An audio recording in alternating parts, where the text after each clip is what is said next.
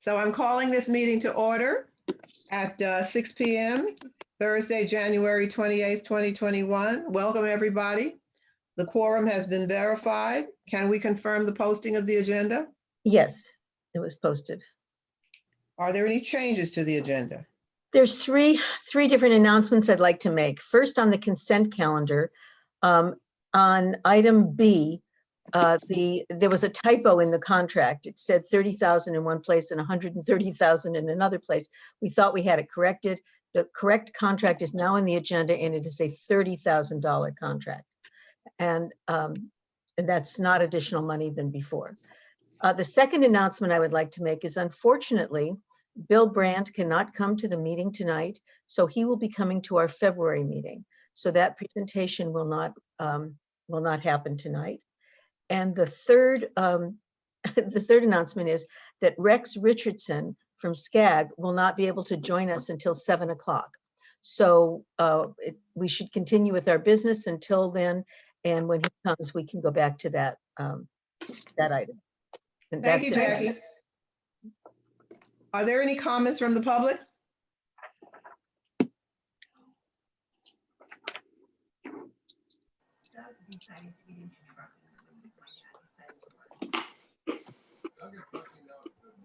No, we don't see any Are there any comments. comments from the Nope. public? Actually, there's a hand up from Holly Osborne. Oh, hi. All right, Holly Osborne, please go ahead. Me. I only came to hear Bill and Rex. Are you sure Rex is coming? Yes, but not till later. Okay.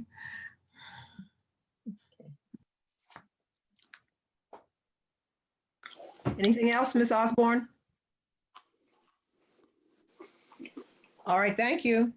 So now we'll move forward with the consent calendar. May I have a motion to approve? So moved. May I have a second, please? Well, second. Thank you. And we'll have the reverse roll call. Yeah, I have a comment. Do you want roll call that I'd like to make before roll call? This is Steve Zuckerman. Go ahead, please. Yeah, with respect to item E, it's really just a general question. I note in the audit that there is no opinion. And the reason there's no opinion is because the audit was made with a minimum amount of information that I think people are probably comfortable with. But my question is, how much more would it cost the COG to have an audit that had that information provided so that we could get an opinion? I'm referring to page 6 on the audit. Okay, and I don't have it. Why don't I bring that issue back to the steering committee, and then we can report out at the next board meeting. Okay, that'd be great. Thank you, Jackie. Okay. So I'll pull that out then, and then I'll ask for the vote on the other items, and this I one would will be like to pulled out. pull something else, please. I didn't hear you. This is B. I would like to pull something else. I'm having computer problems, so I was trying to get on my other computer. But it's the one where it's the report of the steering committee, which has items in there that purport to be already approved that we would need to pull in order to discuss. The actions of the steering committee since the last board meeting? Yes, that one. Okay, so you want to pull that one for discussion? Yes. Okay. That's item F. Correct. Okay. So with the exception of E and F, I'll entertain a motion to for approval. Moved. Second. May we have the reverse roll call? Any opposition to approving consent calendar except for items E and F? Any abstentions? Okay, motion passes. All right, thank you. So E, we're going to bring back to the steering committee, and F, Council Member Derringer, would you please go ahead? Yes, I read that, and there appears to be something that was approved for over $70,000 to revise the website. And as I mentioned before, with things that are handled in the steering committee, I believe that the rule previously agreed to by the board, where these are things that are urgent and have to be handled, and that usually just involve sending a letter or something of that nature, rather than a significant expenditure of money, which is what the board of directors is supposed to manage. There was nothing in there. They didn't even include the item and the information with that. And I just don't think that's appropriate, because I've been saying we should know and have the ability, without having to do a researching, to go back to find what was discussed, or what the materials were, because we won't know what was discussed for items that are being approved when it's not the full board, nor would it necessarily be a quorum of the board. So that's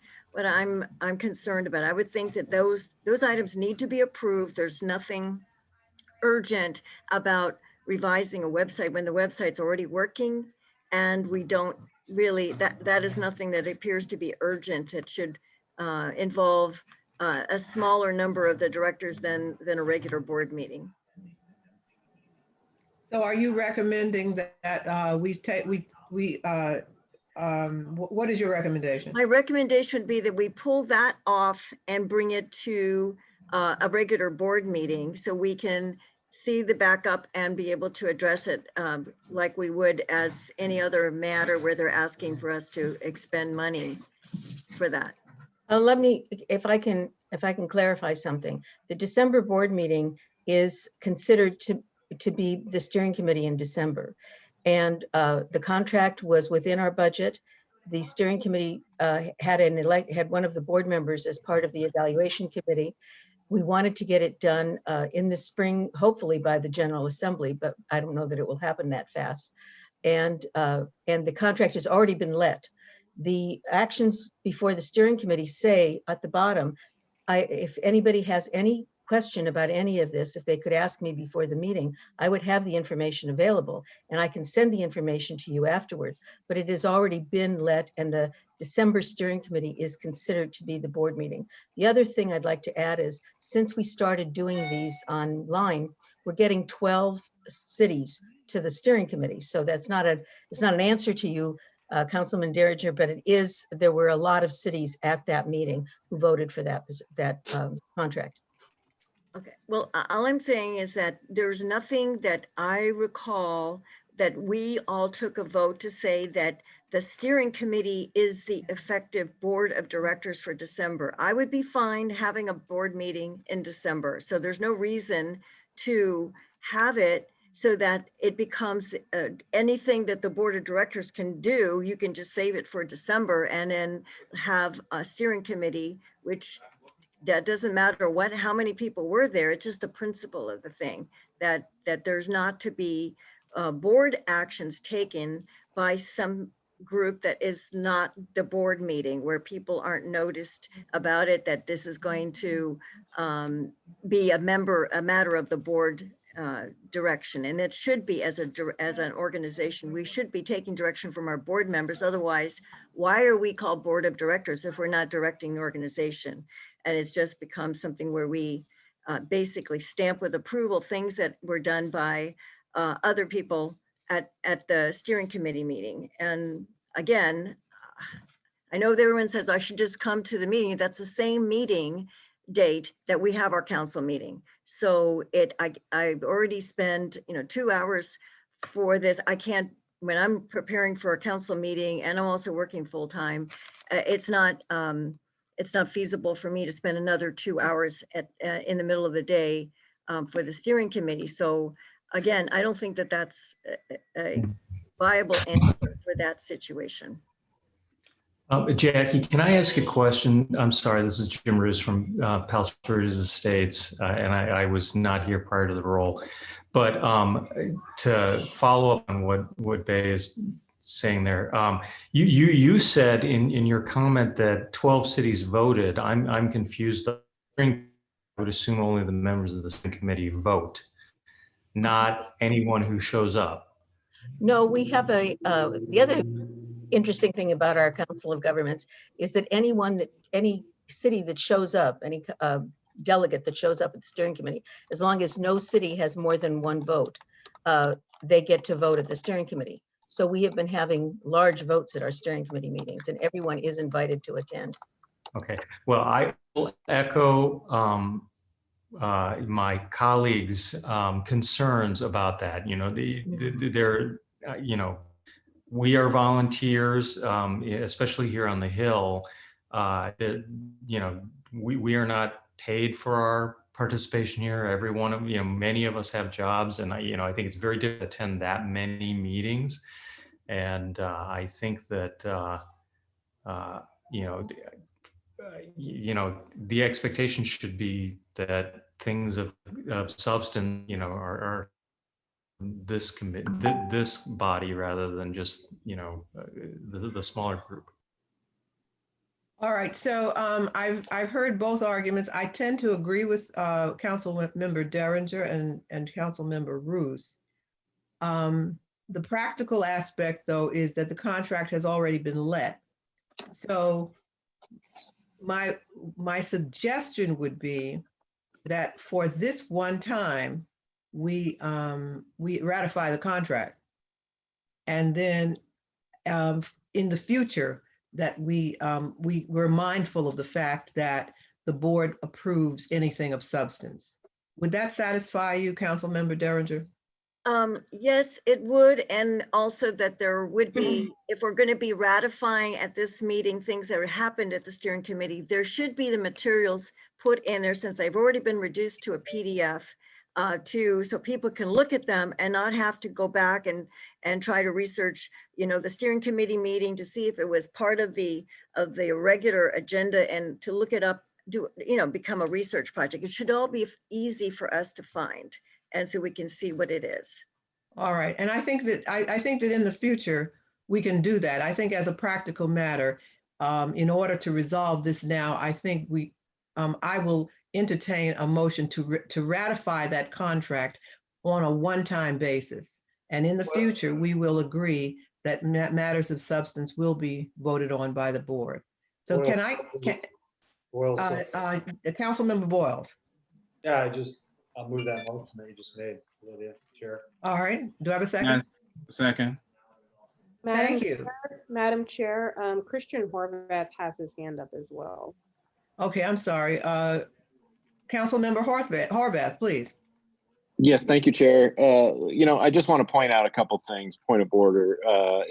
Not that I disagree with comments that were made in a generalist sense, but I've been on this board for 5 years, and this has been the standard operating procedure for the month of December as long as I've been on it. So I don't think that this comes as a surprise. I would also mention that the item is here on consent calendar, and I believe all our meetings, aside from the fact that all the information is sent to us by Natalie, all the meetings and all the PDFs and information for anything is always available online on the website to download at any time. So if you didn't see it within the packet, it would still be online and accessible at any time. And so the point of having it on the consent calendar is to be able to break it out and have a conversation like this. But if we are going to have an issue with the way the December meeting runs, which has never seemingly been a problem, then I would recommend that we at least have a conversation about changing the COG's bylaws and treating December differently, if that's going to be an issue going forward. Thank you. Thank you. So there's a motion on the floor. May we have a reverse roll call? Any opposition to the ratification of the contract? Any abstentions?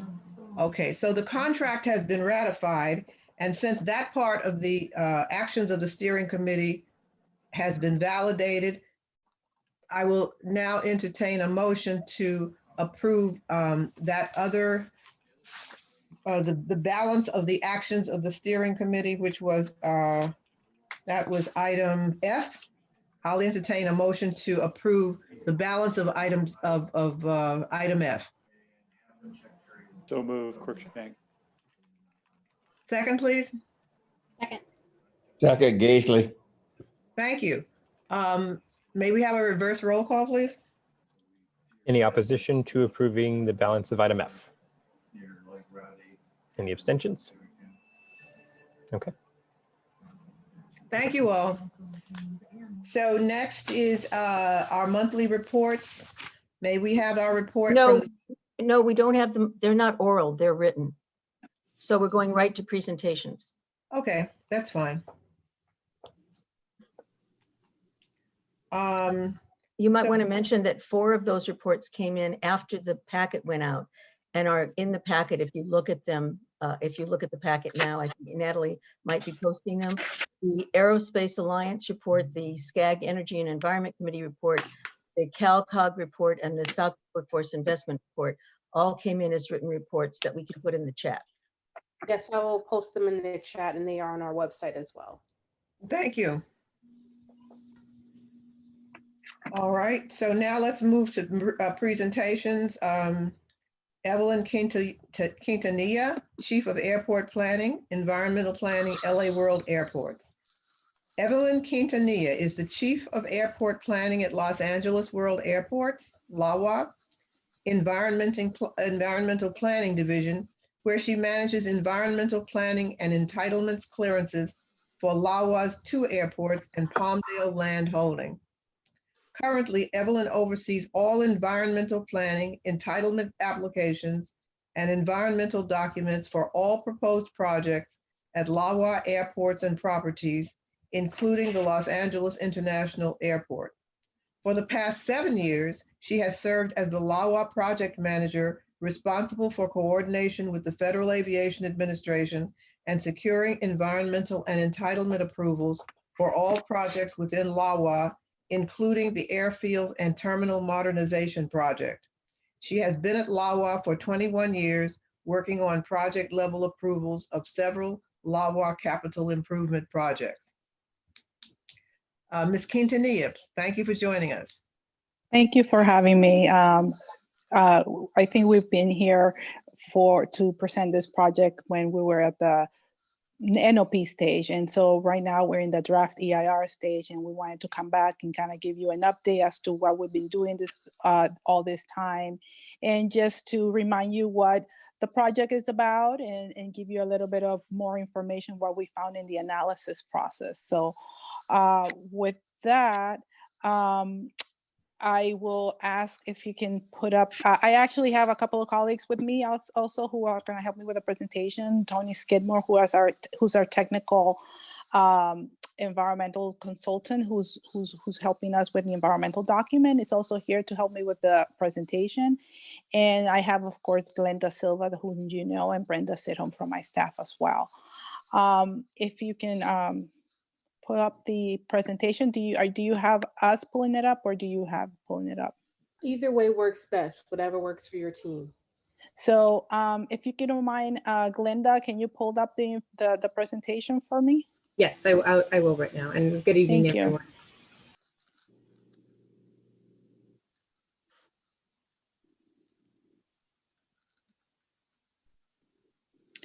So as I was mentioning, the Airfield and Terminal Modernization Project, we call it ATMP for short because that's obviously a mouthful. It's a project that has a little bit of information about it. It's a project that encompasses a lot of different aspects of the airport.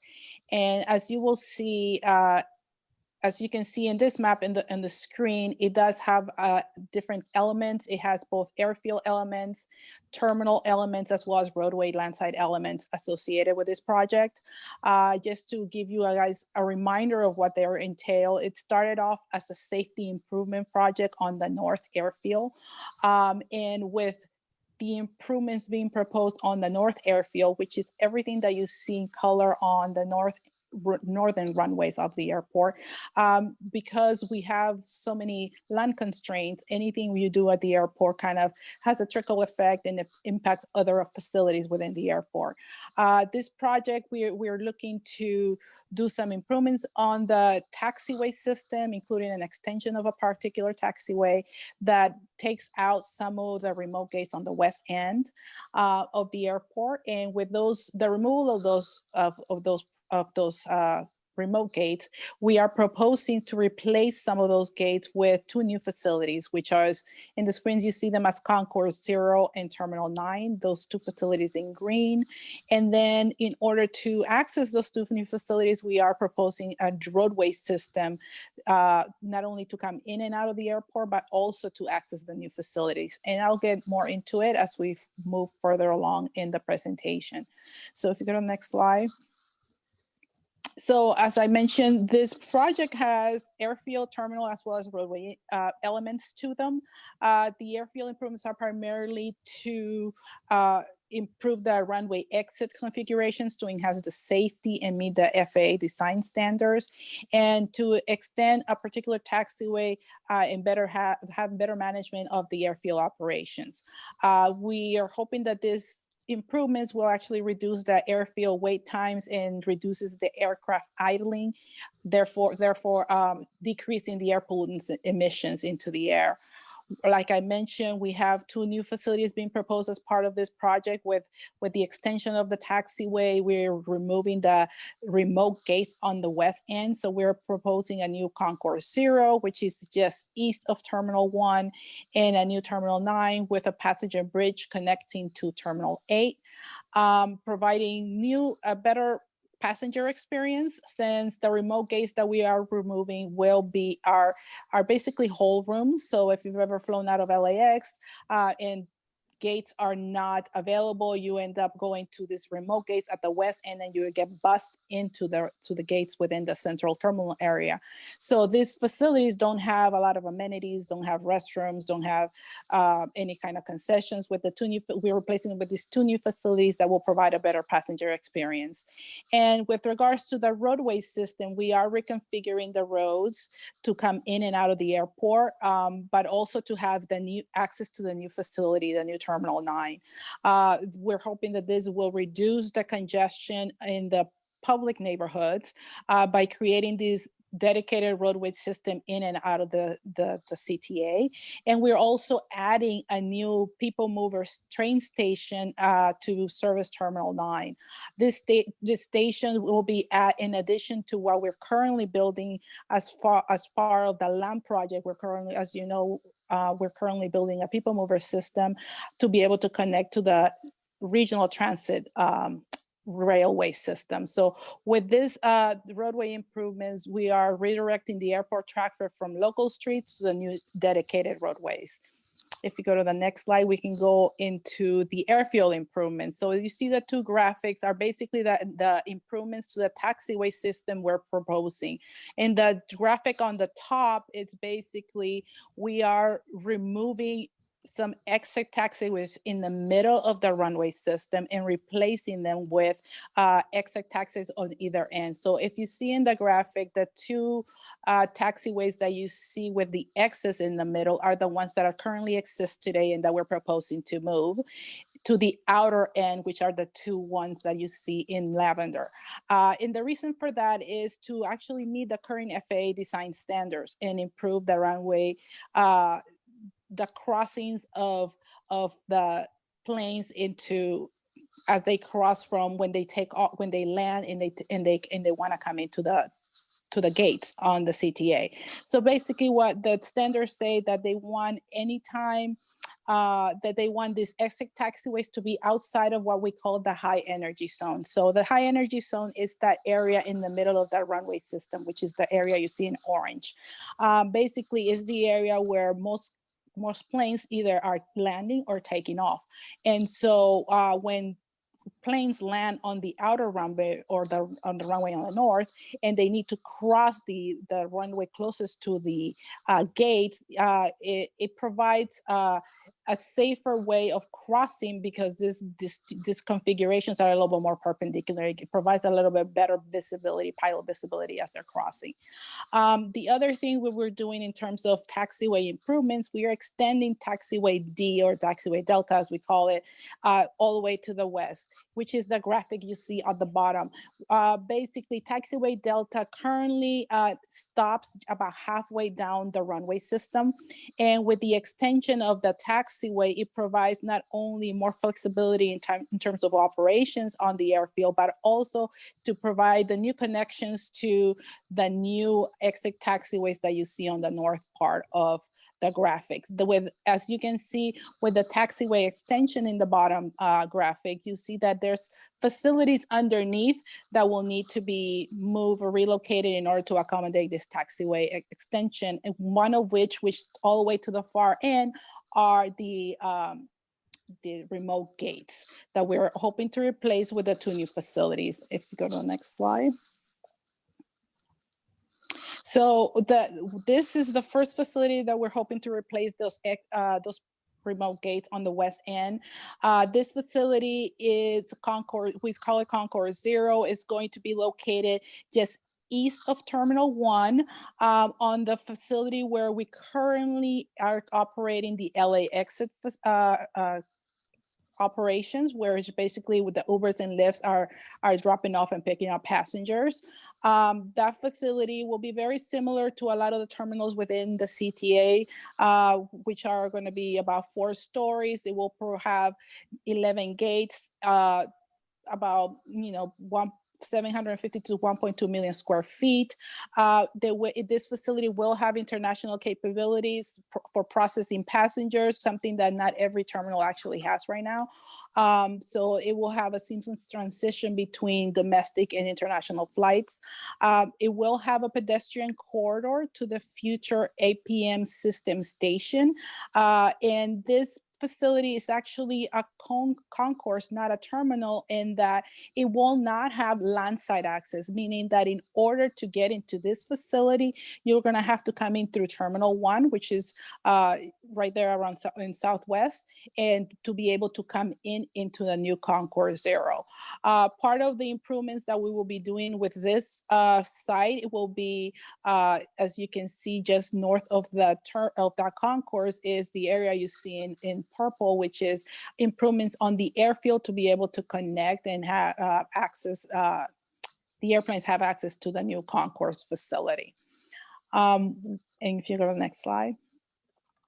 So for Terminal 9, similar situation, except that this one is a little bit outside of the CTA and that it will be located east of Sepulveda, south of Century, still within the airport property.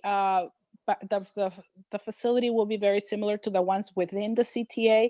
It will accommodate about 12 new gates, 1.5 million square feet. This also will have international capabilities processing for be able to have a seamless transition between the domestic and the international flights. We are proposing to include a people mover station with the people mover currently under construction. We will be adding to that system a new station to be able to service this new Terminal 9 facility.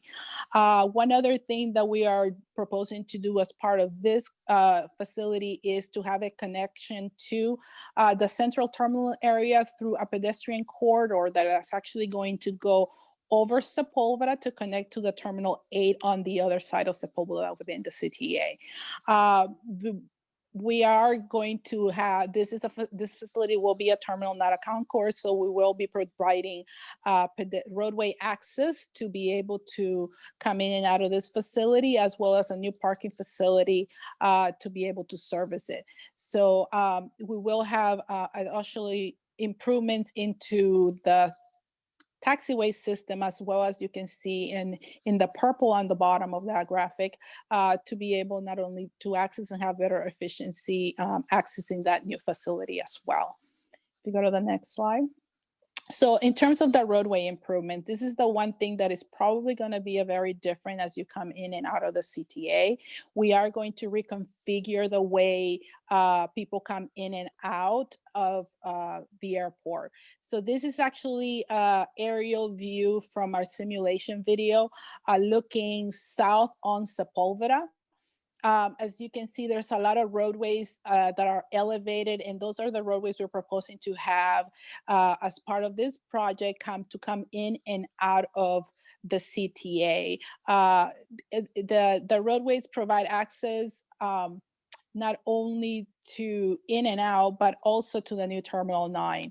So you can see Terminal 9's way on the backgrounds, Concourse 0 to the right. And the roadway system basically, as of right now, if you're coming from southbound Sepulveda, you typically, after you get off the tunnel, you make a quick right and you come into the airport. So with this new configuration, we're actually gonna take you up further north in order to come into the airport. So you're gonna be coming in off of 98th Street. You're gonna make a right, and then you're gonna come in and get on this elevated roadway system to come into the CTA. So these elevated roadways are going to take you in on a dedicated system around either 96th or 98th Street. It's gonna kind of run down south right next to the People Mover system that we're currently under construction, and then turn onto Century, all of it elevated into the CTA. And likewise, to be able to come out, you're gonna come out in the same configuration on an elevated roadway system on Century. Then you're gonna turn left on around this new street that we're currently constructing as part of the People Mover system. And you can either take 96 or 98 to be able to either go north or south on Sepulveda. So if you go to the next slide, yeah, you can see a different view of the same roadway system. As you can see at the bottom of the graphic, you see the People Mover alignment, and right next to it is the new elevated roadway system that we will be proposing for coming in and out of the CTA. If you go to the next slide.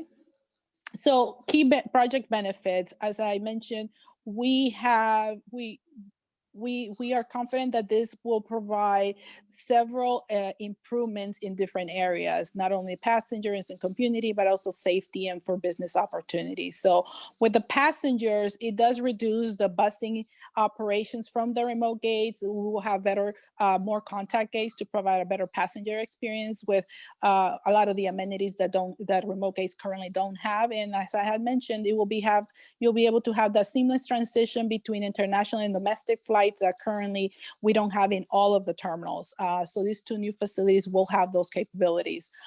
In terms of the community, improving the community experience, that roadway system will provide the ability to have not only folks on this dedicated roadways and get them off local streets. So it reduces the traffic congestion on Sepulveda and Century. We are promoting that these facilities be as sustainable as possible, trying to get them as clean and as LEED Silver type of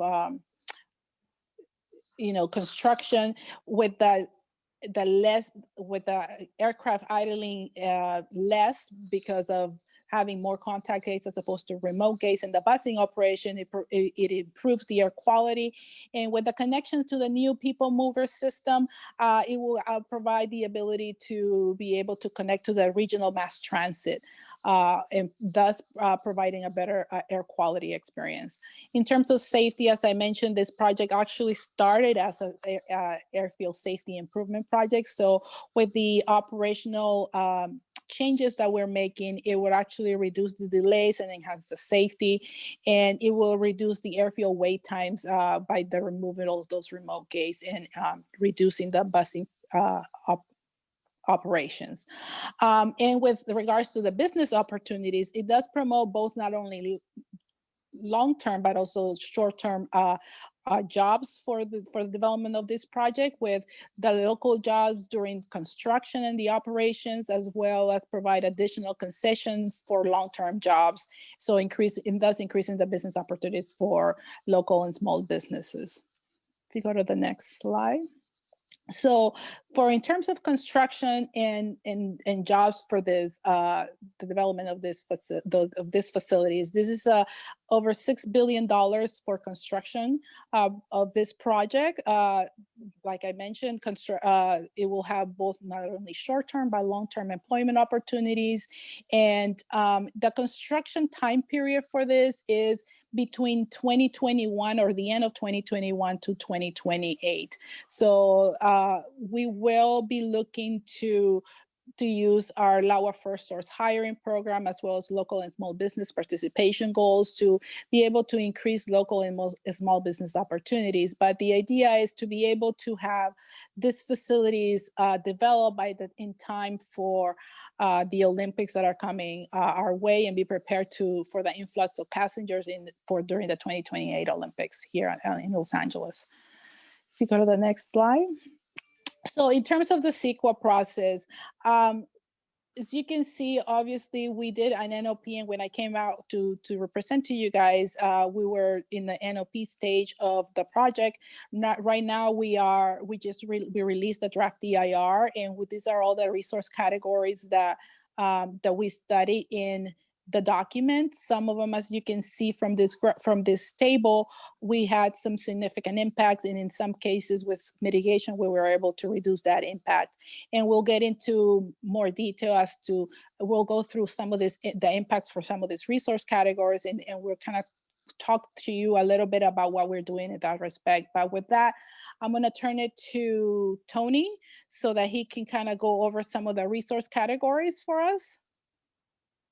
Great, thank you, Evelyn, and good evening, everybody. What I want to do is walk through the key the draft EIR findings relative to those impacts we identified as significant. So the first one being air quality and greenhouse gas emissions. In terms of what we studied, we did look at both the construction emissions as well as operational emissions. For construction, we looked at the typical construction equipment, but in the case of the proposed project, we also had the unique aspect of one of the runways will be closed for short periods during the development of the North Airfield improvements. So during that time, LAX will operate on 3 runways. And because of that, the aircraft will be less efficient. They'll have more idling time. And therefore, we included those emissions as part of our construction impact analysis. On the operational side, we looked at air pollutant emissions associated with all aspects of operations, be it the aircraft or stationary sources with the new concourse and terminal, as well as roadway systems. What we found is for air quality that the construction activities would have significant impacts, both in terms of the equipment itself as well as from the runway closures. Most of the emissions during construction would be from those runway closures. The closures themselves would only be for about 4.5 months, and it would be over the course of 2 years. On 1 year, we'd have to close it for 4.5 months, and the following year, we'd close for another 4.5 months. But during that time, we saw the majority of our construction-related emissions. The project would also have significant impacts from aircraft operations, vehicle traffic, and roadway dust. And the main reason for that is we did take the proposed project at build out in 2028 and compared that to the activity levels in 2018. So even though that growth in activity between 2018 and 2028 will occur irrespective of the project, it's the same growth forecast in 2028 with or without the project, we nevertheless took the increment between existing 2018 as our base and 2028. And because of that growth, that's really the main reason why we have the significant impacts. Relative to aircraft emissions during that time, LAWA and even the FAA has no control over those emissions. So that also contributed to the substantial emissions that really we had little control over. On greenhouse gas emissions, very similar to air quality, we do have emissions from the construction equipment and operations that I just mentioned. For our threshold of significance on greenhouse gas, we used no net increase. So with that in mind, we did have increases both from construction, which would otherwise not occur, obviously in 2018, but also that, again, the comparison between 2028 and 2018, we did have an increase in emissions. Even though, I'll get to in a minute, the mitigation measures to reduce those emissions, they were not enough to get it less than no net increase. Next slide, please. In terms of mitigation measures for both air quality and greenhouse gas, We did include several measures, but I'll go through these and then I'll back up and say something else that LAWA does. It's not showing up here. For construction, that use of an on-site rock crushing operation that would be located away from residential areas. We see that as a way to reduce trucking in and out by having an on-site rock crusher. Use of renewable diesel fuel in construction equipment to provide cool roof treatment on Terminal 9 parking to reduce energy use. And that LAWA would update the electric vehicle purchasing policy. Also, that additional EV charging stations in the Terminal 1 parking facility and implement solar energy technology where feasible. What I want to come back to is what's not shown in here on the construction side is LAWA already implements some very rigid requirements for construction equipment, and they implement those through the LAWA Design and Construction Handbook. And such requirements are to really require the use of Tier 4 final equipment. It's the cleanest off-road diesel equipment that you can get, and LAWA pushes hard for contractors to do that. So that goes a long ways to reduce construction emissions, and that doesn't show up here as a mitigation measure because LAWA is already implementing that as an existing policy. Next slide, please. Additional mitigation measures that are specific to GHG would include requiring contractors to recycle or salvage a minimum of 85% of construction and demolition waste. That is on the high side. I think the City of LA right now has 70 or 75%, so we're pushing it higher for the construction of this project.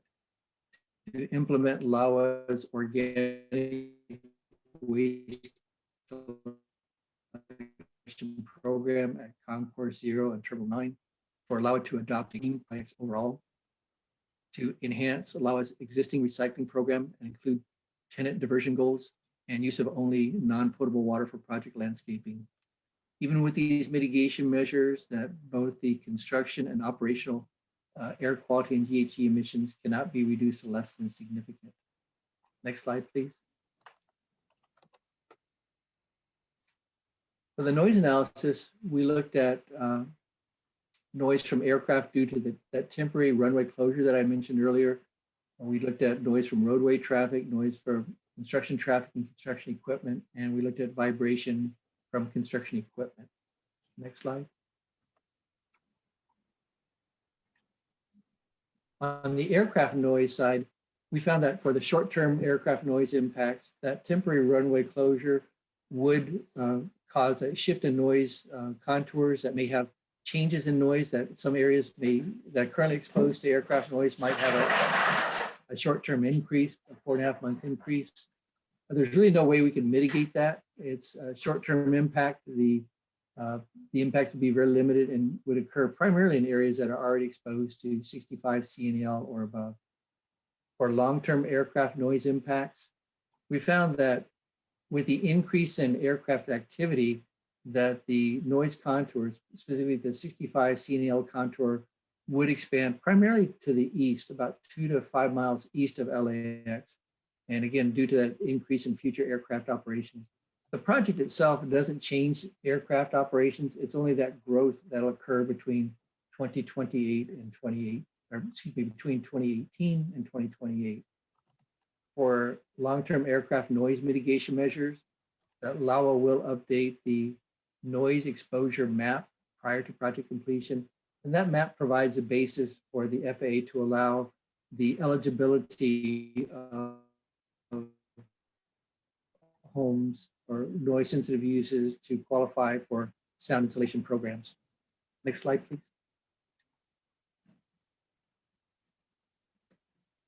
For construction noise, more on the construction equipment side, we found that the project would have a significant but mitigable impact on nearby hotels, primarily those on or along Century Boulevard, just east of Sepulveda, that there would be mainly due to the, or actually mainly to the roadway system, but also to the Terminal 9, which is on the south side of Century, and Concourse 0 on the west side of Sepulveda, that there would be short-term impacts, construction noise impacts to those hotels. The project would not have any construction noise impacts on homes or residences. And the impacts from construction-related traffic and vibration would be less than significant. To mitigate that construction equipment noise, the measures include development of noise control plans for construction activities, scheduling the noisiest on-site construction activities during the day as feasible, avoid the noise-sensitive times during evening and nighttime, locate the noisiest equipment away from sensitive land uses as feasible. And with those mitigation measures, the construction noise impacts would be reduced to less than significant. Next slide, please. On the transportation analysis, this is very unique, and I'm sure many of you know that the state itself has shifted quite a bit on how you address transportation impacts in CEQA documents. So CEQA was revised in 2019 to shift the focus of transportation analysis away from congestion, your typical LOS analysis where you looked at intersections or roadways and rated those in terms of level of service as a reflection of the level of congestion encountered, and instead move towards vehicle miles traveled, which is really a better indicator of impacts to the environment. Vehicle miles traveled is a combination of vehicle trips and trip length. Say if you have 100 vehicle trips and each trip is 2.5 miles, your VMT is 250. So with that, and the state required all agencies throughout the state by July of last year to shift over to this new requirement. Our EIR addressed VMT impacts. It does not address LOS. That's no longer an issue under CEQA, but VMT is the issue to evaluate transportation impacts. For the proposed project, we looked at 3 types of VMT, those associated with the employees. We have new employees associated with Concourse 0 and Terminal 9. So we looked at the trips from those new employees. We have passenger VMT, and as I'll get to in a minute, not so much that we have new passengers that would occur in the future, but the trip length would be different with the project. I'll explain that in a moment. And then there's a unique aspect called induced VMT, and that is as you take congestion off of a major roadway like Sepulveda Boulevard, that there's a certain amount of backfill, if you will, that people may be more inclined to use those roads if they're less congested. So that's something that both the state recognized and all the guidelines for VMT is to look at induced VMT. And it's, I guess, kind of ironic in a way that in one way, if you're reducing congestion on a roadway, you're creating a VMT impact on the other end. And then to do that, we used a very comprehensive project travel demand model that was regional in its scope, in as much as passengers come from all over Southern California. So we had quite an extensive transportation model to evaluate VMT. Next slide, please. And here's what we found, that with those additional employees traveling to Concourse 0 and Terminal 9, that those would increase the VMT. For the threshold, we used a threshold, and this is somewhat guided by the state guidelines, and we also coordinated quite a bit with Los Angeles Department of Transportation. Our threshold was, would the employment VMT be at least 15% less than the baseline condition? And we found that with the project, we would exceed that threshold, therefore have a significant impact, but we can mitigate that impact, as I'll get to in a minute. Excuse me, Mr. Skidmore, I'm sorry, we are really tight on time, and we want to allow for questions. Okay. So I'm going to have to ask you to wrap up, and so we can have some time for questions from the audience. Okay, very good. Well, just to wrap up on VMT, we do have quite a few measures to really focus on the employment VMT. There's very little we can do on the passenger side, but there are some measures that we're advancing to reduce passenger VMT. But the bottom line is we cannot reduce the passenger VMT impact to less than significant, nor can we mitigate the induced VMT to less than significant. So really that was the last key issue, is transportation. In terms of where we are in the process now, as Evelyn mentioned, the draft EIR is out for review. The review period's been extended to March 15th, and then we move into preparation of the final EIR, which we anticipate being completed in second or third quarter of this year. And then project action and certification of the EIR would occur at that time. And I believe that's it. If you want to advance one more slide, I think that's. That the was last. Yeah, that's it. Thank you both. And now please use the raised hand icon if you have some questions. And I have one from Mayor Drew Boyles. Thank you, Madam Chair. Tony and Evelyn, thank you for the presentation. I've seen it several times, but I know my colleagues on COG much appreciate it. You know, ever since 2006, when our predecessor, Mayor Mike Gordon, and the council entered into a master settlement with LAX, the argument from LAWA's side has always been that they're merely increasing operational capacity to accommodate growth. And clearly we saw it differently then. We see it differently now, which is that these projects actually enable and facilitate growth. And I just can't help wondering, I think I know my colleagues as well feel the same way, why there isn't more of an attempt to make regionalization a reality and to share some of the burden of the additional air quality issues, the traffic, the noise, construction, et cetera, because we all feel that in the South Bay. Obviously, we're a neighbor to the south, we're going to feel it more directly. And now with Metroplex, you've got all those cities to the east. They're going to feel the increased flight load burden. But I would just like to hear more about, now that Ontario is no longer part of LAWA, I know Ontario has plenty of capacity available. Palmdale, like, why does all of the burden of the additional passenger growth need to happen at LAWA outside of the 2028 Olympics? So just love to hear an answer on that, please. So let me start out and I'll let Tony as well jump in. With regards to the amount of traffic that comes into the airport, we don't necessarily can have the ability to control who, where airlines actually decide to fly out of. And so we cannot actually force airlines to move to other airports. That being said, we try very much to, as you know, in the past, we did try to, when we did own Ontario, we did try very hard to try and promote it, improve the facilities to be able to, for the airlines to come in and fly out of there. But we have no control of making or forcing airlines to fly out of other airports. Tony, do you want to jump in a little bit on that? I can add a little bit more. And Evelyn, you hit on the key point that LAWA cannot control where passengers choose to fly. But that being said, at the same time LAWA was developing its growth forecast for this project or for LAX, SCAG was also developing their forecast for the 2020 RTP update. In that case, they did the forecast for the entire region out through 2045 and did it for all the major commercial airports. And what you'll see in there is that LAWA will indeed take less and less of a share of the regional demand in the future. The biggest growth factor will be Ontario, as you pointed out, it's no longer under LAWA's control, but Ontario has the capacity to take more growth, and you'll see over time that LAWA's share within the region is decreasing in the future, and others, particularly Ontario, are picking up the difference.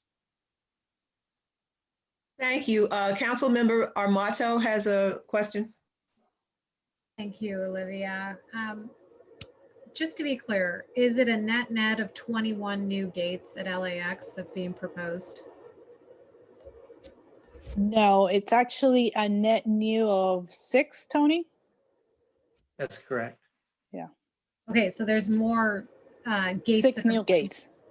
So more gates that are existing are going to be eliminated than the 2 that were noted on the PowerPoint. So this is what I'm having a hard time reconciling. Within the PowerPoint, it acknowledges that most of the increase in greenhouse gas emissions would be resulted from the increased aircraft operations, of which LAWA has no authority.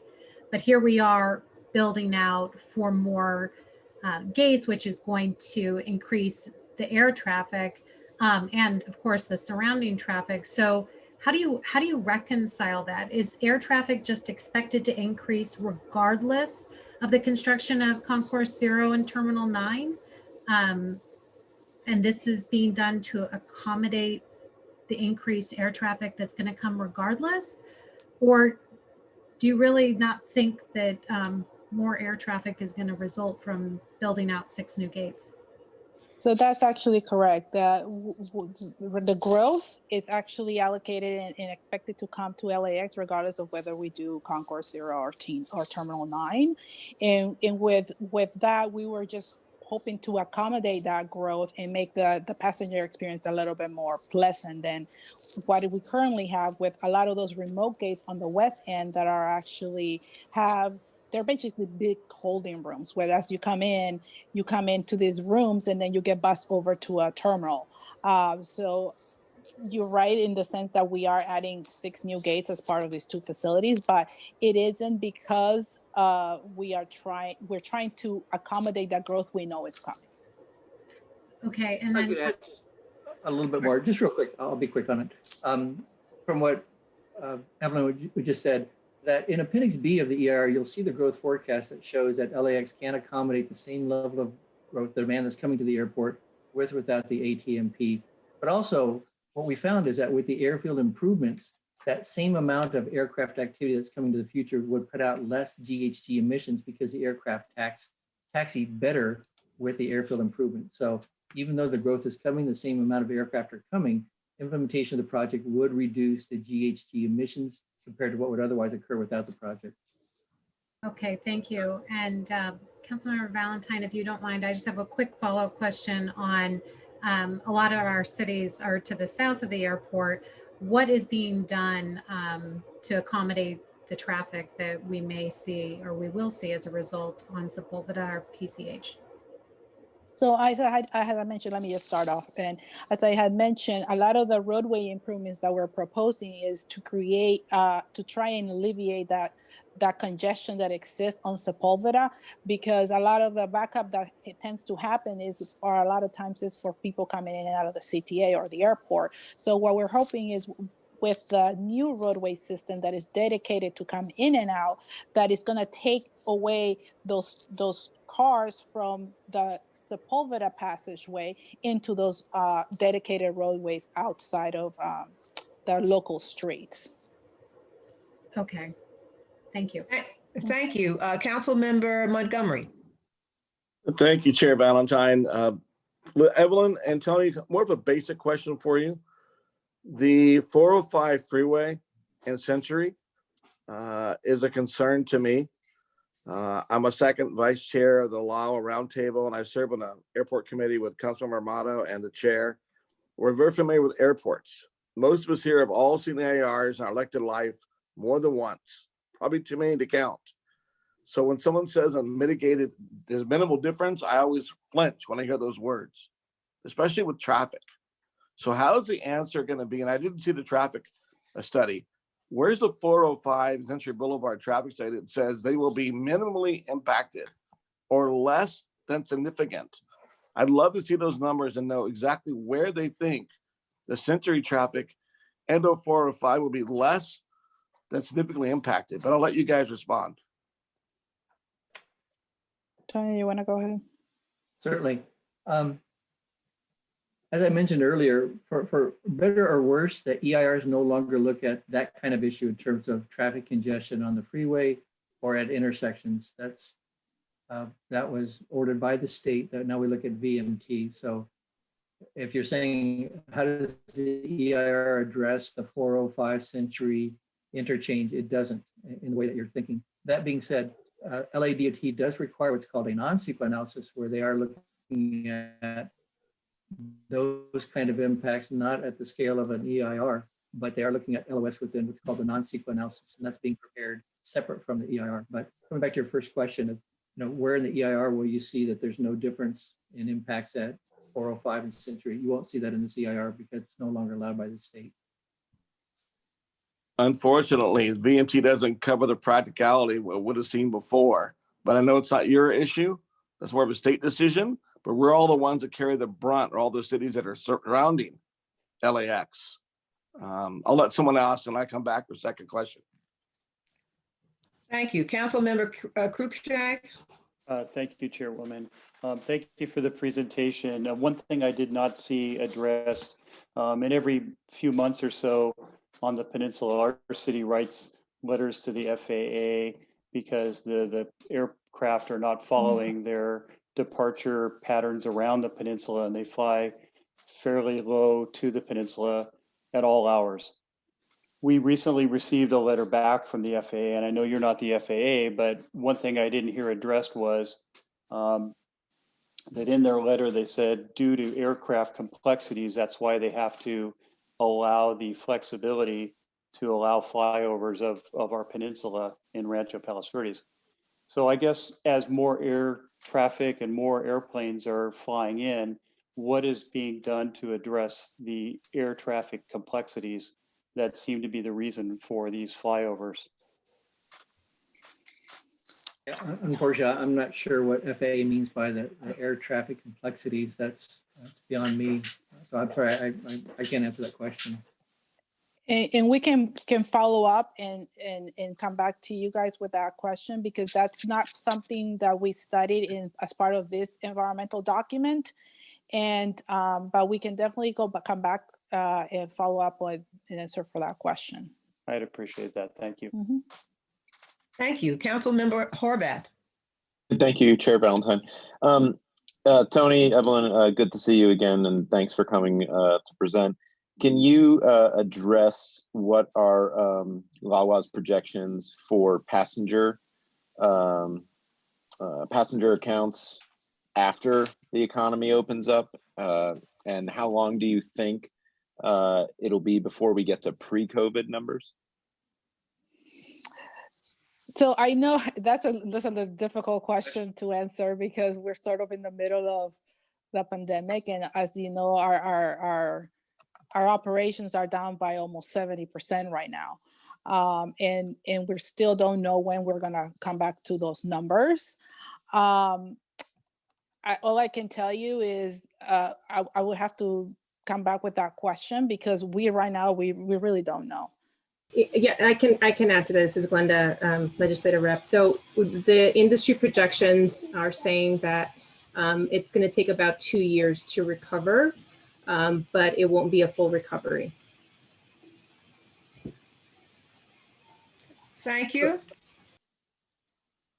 Thank you, and thank you both. Thank you, Evelyn Quintanilla and Tony Skidmore, for representing LAWA and bringing us that comprehensive report. Thank you so much. Thank you for having us. So we're going to move on and to our transportation reports. And I understand that Supervisor Holly Mitchell is in the audience. Supervisor Mitchell, welcome. Thank you so much. I appreciate the opportunity.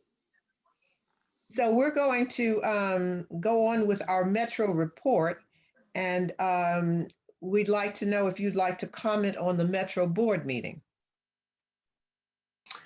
Madam President, this was my very first Metro board meeting, so I was listening and learning, and so I'm really not prepared at this time to give a full report. If that's your expectation of me in the future, I'll try to be ready, but to say that it was overwhelming, a lot of new acronyms, a lot of new information, and a meeting that went from 10 a.m. to almost 4 p.m. So in the future, I'll be happy to give a report, but I'm not prepared to this evening. I apologize. That's perfectly okay. Thank you for coming. Thank you. All right. So let's go on with our Metro report then. Mayor Butts, Mike Bulkey, Steve Lance. Steve Lance is here to do that. Is the mayor here? Or no. No, I don't think so. Okay, so there were, as she said, it was a long meeting, the Metro meeting today, but I'm going to cut to the chase on several items.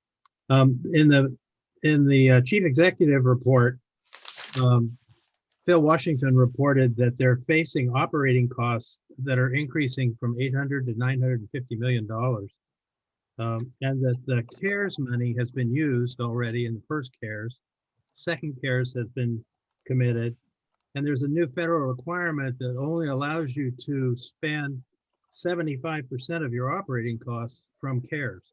So they are expecting potentially a third tranche of CARES type funding, but it will not make up for the fact that they're collecting no fares. They will have a deficit going forward for the rest of the year and probably through most of next year. The next thing that they're expecting is the next COVID-related bill is going to provide about $20 billion across the country for transit. And they're expecting to spend that money first on service expansion or service improvements. If you remember, they cut back their service dramatically. And there's about $24 million that's currently allocated for state of good repair. They're going to move that money over into allowing them to respond to the growth of transit demand as that growth occurs over the next few months. And that money was set aside by Phil for state of good repair, and the board today unanimously decided that 58 million of the funds be used for allowing growth in service to prevent overcrowding. They also required Phil to start hiring and training operators now. It takes quite a while to hire and train an operator, and they want to make sure that they have the staff available. They've had 30% of their operators out, and as ridership starts to come back, they know they're going to need to hire more operators to handle the fact that their own forces are suffering from COVID as well. Moving on, the status of the Crenshaw LAX project. As you know, the LAX project is getting to be completed. They had hoped to be what's called substantially completed, which meant the consultants and contractors would be out of the way and Metro could start testing all the systems. By now, it looks now like that won't happen until maybe mid-May. That's the most recent update. And they're going to come back in a couple of months and provide a new estimate of when that would actually occur. Another issue that came up was face coverings on Metro buses and trains. The board passed a motion that made face coverings mandatory. Phil Washington was worried about potentially putting operators in harm's way by enforcing it. So the board said they wanted to make sure that security has a role, the police and the sheriff and the security forces and the ambassadors. Beach Cities Health District came down and actually supported the mandate, the mask mandate. And the mayor of Palos Verdes Estates also was there and supported it. So the South Bay was represented in that discussion. The rest of the issues were probably internal to Metro, and I don't think I need to go through them. There was a motion that talked about the funding of the North San Fernando Valley I-5 improvement. I'm going to keep my eye on that because there was board motions in how they would fund the shortfall, which is considerable. And it's a very complex formula that could eventually leak over into our sub-regional funds. At the moment, there is no intent to use sub-regional funds. They're going to go after state funds and other funds to fund the shortfall, but I'll keep my eye on it for the future. And I think that's it. Thank you, Steve. Are there questions for Steve? One comment, I believe that was the mayor of Rolling Hills Estates. Oh, thank you very much for fixing it. I heard PV, I'm sorry. Madam Chair, if I completely agree. That was a great report. If I could just add one more issue that was brought up that I think may be of interest to some of your board members, if I may quickly. Please do. During the very lengthy conversation about the mid-year fiscal year 2021 budget, there was an interesting presentation on the budget equity assessment. And Metro is doing pretty extensive work in establishing ways in which they need to consider racial and social equity explicitly in their budget decisions. They talked about staff and they talked about ridership experience, but it was an extensive presentation from staff about this new lens around racial and social equity in their budgeting and their overall performance. Thank you. Thank you for adding that. I appreciate it. The Transportation Committee report, Council Member Horvath. Thank you, Chair Ballantyne. The Transportation Committee met earlier this month, and the committee received and filed an update on the fiscal year 2021-22 Metro budget request. By the December 18th deadline, requests were submitted for additional funding for 5 projects and 2 new projects totaling $31 million. The request will be considered at the February board meeting. After listening to a Metro presentation on 37 staff recommendations in its COVID-19 recovery plan, the committee recommended board approval of the COG's comment letter in the board agenda, and that is the full report. Thank you. Is SCAG President Rex No, Richardson? wait. We have the letter on the agenda.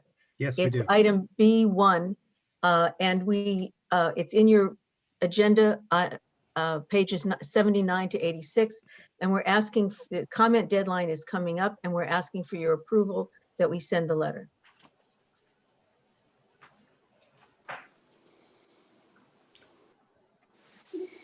All right, so I call your attention to the letter on 79, beginning page 79. And may I have a motion to approve? So moved, Horvath. Second, Tanaka. Please have the reverse roll call. Any opposition to approving the letter to Metro? Any abstentions? Okay, motion passes. Thank you. Is SCAG President Rex Richardson in the house? Yes, he is. Oh. Mr. Richardson? So Rex Richardson was elected to the Long Beach City Council in 2014 to represent the neighborhoods of North Long Beach in District 9 and serves as chair of the Economic Development Committee and the Long Beach Housing Authority. He was elected to SCAG from the Gateway COG District 29. He is now president of SCAG.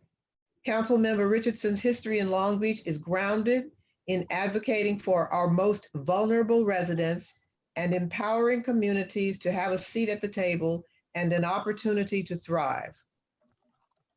Citywide, Councilmember Richardson has worked to shift the culture of City Hall by embracing a systemic and collaborative approach to solving the city's challenges. Richardson championed the creation of the Long Beach Office of Equity to help address the economic and health disparities affecting Long Beach neighborhoods and spearheaded a number of innovative initiatives that provide more opportunities to close the gap for our vulnerable populations.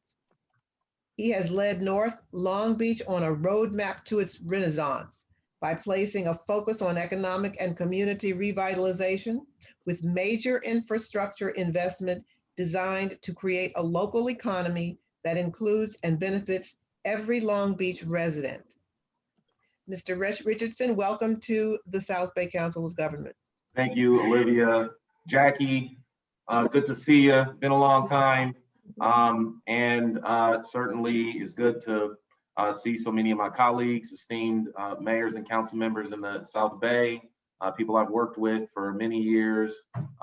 Jim Gaisley, I see you here, and a number of others. So thank you, certainly thank you for the invitation. I was told by SCAG staff that you wanted to get an update, and as president, I'm happy to show up and give a brief update on some of the important work that's taking place at SCAG. I have a slide presentation that really centers on the Connect SoCal plan.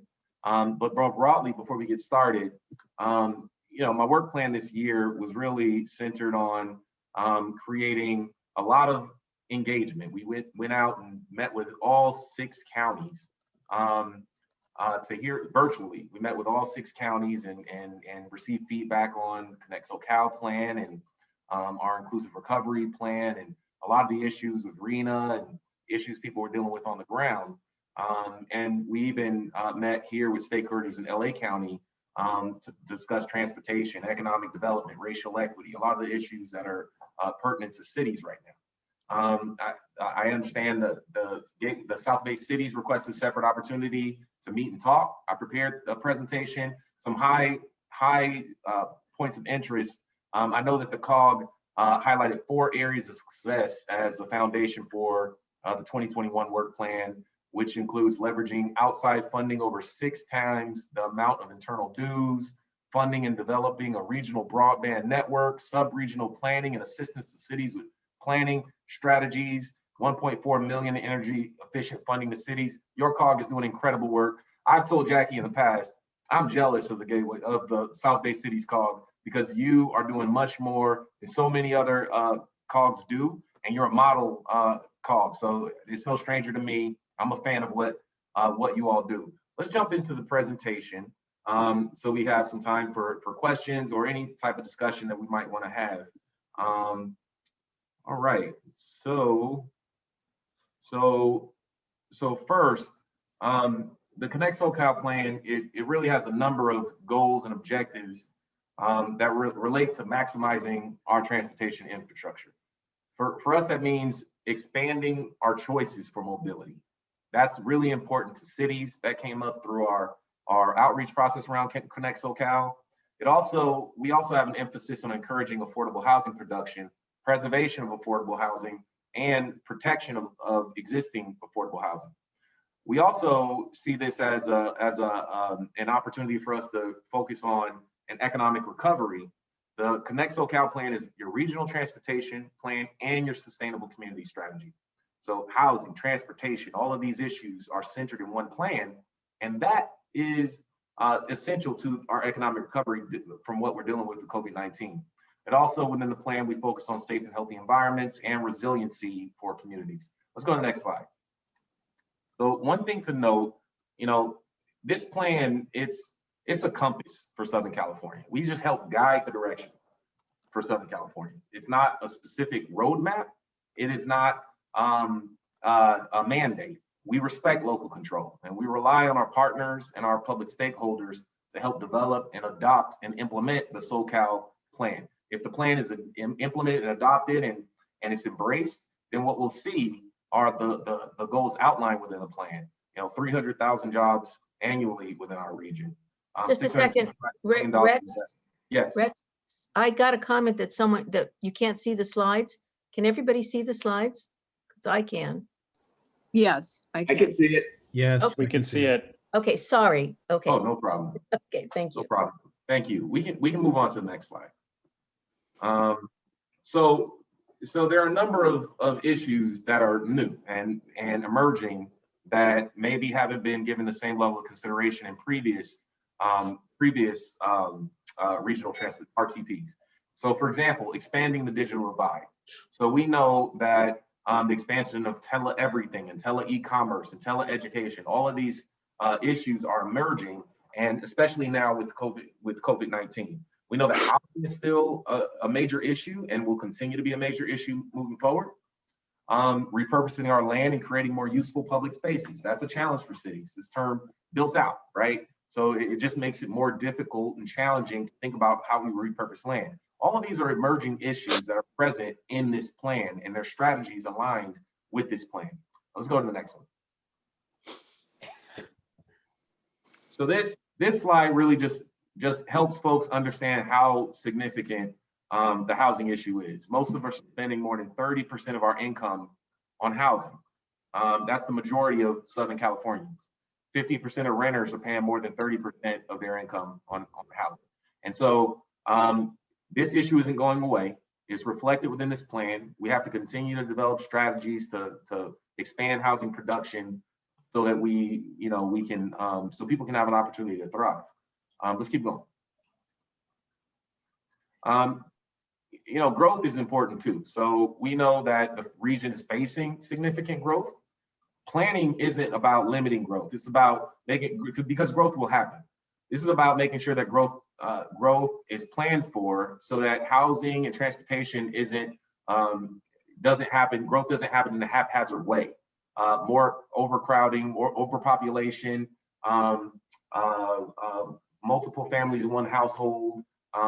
These are the issues that already exist and will get worse if we don't plan for it.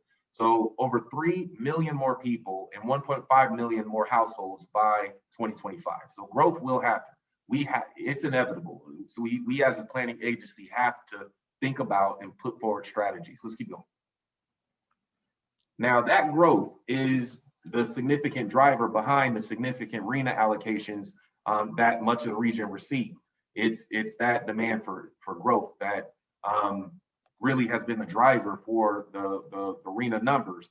Our job at SCAG is to help allocate those numbers by jurisdiction, and we all vote on that process, and that's the way that we help allocate this number. But it's established through a consultative process with HCD and the state. Let's go to the next slide. So there are, so the core vision is continuing investments through CTCs, through local jurisdictions, through COGs, continued investment. Our key connections are strategies at the intersection of emerging technology, land use, and innovative transportation strategies. So you'll see as you go through the plan, we reference key connections, and that's what we're referring to. They're really centered on strategies that are in the intersection of these issues here. Let's go to the next slide. And as it relates to Connect SoCal, it's a significant number of projects within this. These projects are going to create jobs. They're going to be good for our local economy. It represents, so within the projects within this plan represents 4,000 different projects and $640 billion of investment in Southern California. So all of that is referenced here. So when we say it's a compass, there are plans referenced within this plan that have been vetted and federally. The whole point of the regional transportation plan is that's our federally approved plan that ensures federal financing to help support a lot of these projects. That's why it's critically important. Let's go to the next one.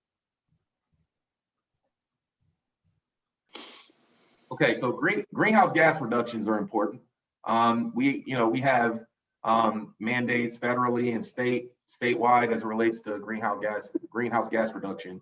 What we call the Connect SoCal core vision contributes to 70% of greenhouse gas reduction, and key connections with 30%, the other 30% of the key connections. So we do make sure that our plans are our greenhouse gas reduction plans are reflected and in the Connect SoCal plan for the next 25 years. Let's go to the next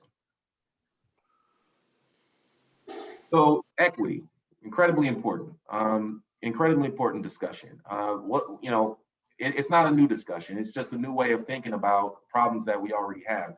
If we see that, Southern California region, certain areas have consistent,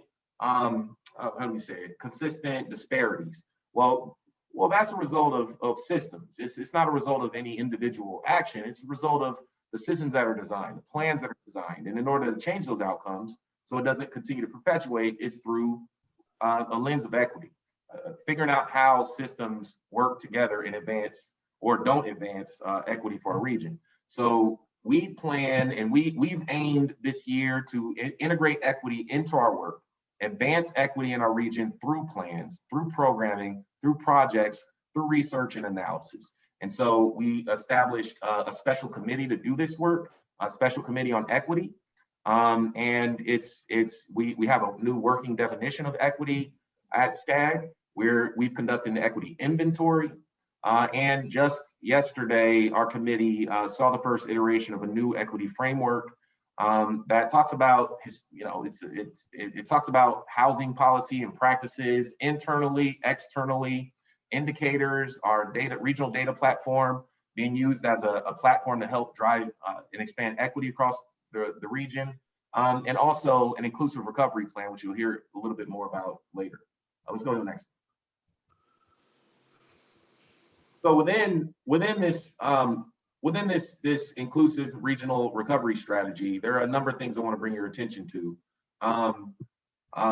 Here's an overview of our process and where we're headed, and we included this just as an opportunity for you to, like a snapshot of where we are, and allow you to reflect on that. We're only at the beginning of this process. It's not, we can't, the point isn't to really discuss this in a lot of detail here. It's just high level, these 3 steps: listen, convene, catalyze. So a lot of the listening there's 30 listening sessions being planned. There's been a lot of listening across counties. And we're going to continue to listen. Convening, we're continuing things like housing roundtables, inclusive recovery stakeholder workshops and convenings like we hosted yesterday. And then when it gets to catalyze, we're really talking more specifically about a regional strategy. That includes advocacy, federal, state advocacy. We're going to need funding in order to drive our inclusive recovery strategy. Congress is moving right now and making decisions about infrastructure and transportation. We want to make sure those decisions align with our Connect SoCal plan and benefit our cities and our regions. And then partnership and program development is important as well. We can move to the next slide. So in terms of partnerships, here's an example of a partnership. We have a new call for collaboration that's due on February 23rd. And the idea here is we're partnering with California Community Foundation. It's the first time we've ever done this. We've raised $1 million and California Community Foundation has raised $1 million for this call for collaboration. A lot of times it's seldom that we'll see a nonprofit group or a foundation match SCAG dollars to make it go further. And the idea here is to advance equitable strategies, figure out strategies to advance housing production. And it can be supporting existing plans that your jurisdictions have or new models of collaboration. But the idea is to try to pull more nonprofit, community-based organizations into the process. And there's 3 tiers. There's different tiers of these grants. You can have smaller capacity building grants or larger implementation grants for this call for collaboration. So that's just an example of our new partnerships. Slide 14, please. All right, and we also have, and you all are familiar with our mini grants. So we have our Sustainable Communities program. That's February 8th through the 23rd. That's focused on smart cities and mobility innovations. But we also have the Go Human mini grants. And I've done these in my district. Those are great. And that's due in May. We don't have the exact date, but it's focused on local community engagement and safety. We've done open street events in my district, targeting the Go Human. And I know that a number of cities in the South Bay have also done open street events and things like that. Very difficult in the pandemic, but we're figuring out ways to still engage the public despite the pandemic. Let's go to the next slide, please. And I just talked about this Sustainable Communities program. Again, that opens February 8th, that closes on April 23rd. Make sure your cities know about this resource. It's important. Sustainable Communities program. It has technical assistance, it has grant funding. So it's a really important program. Let's go to the next one.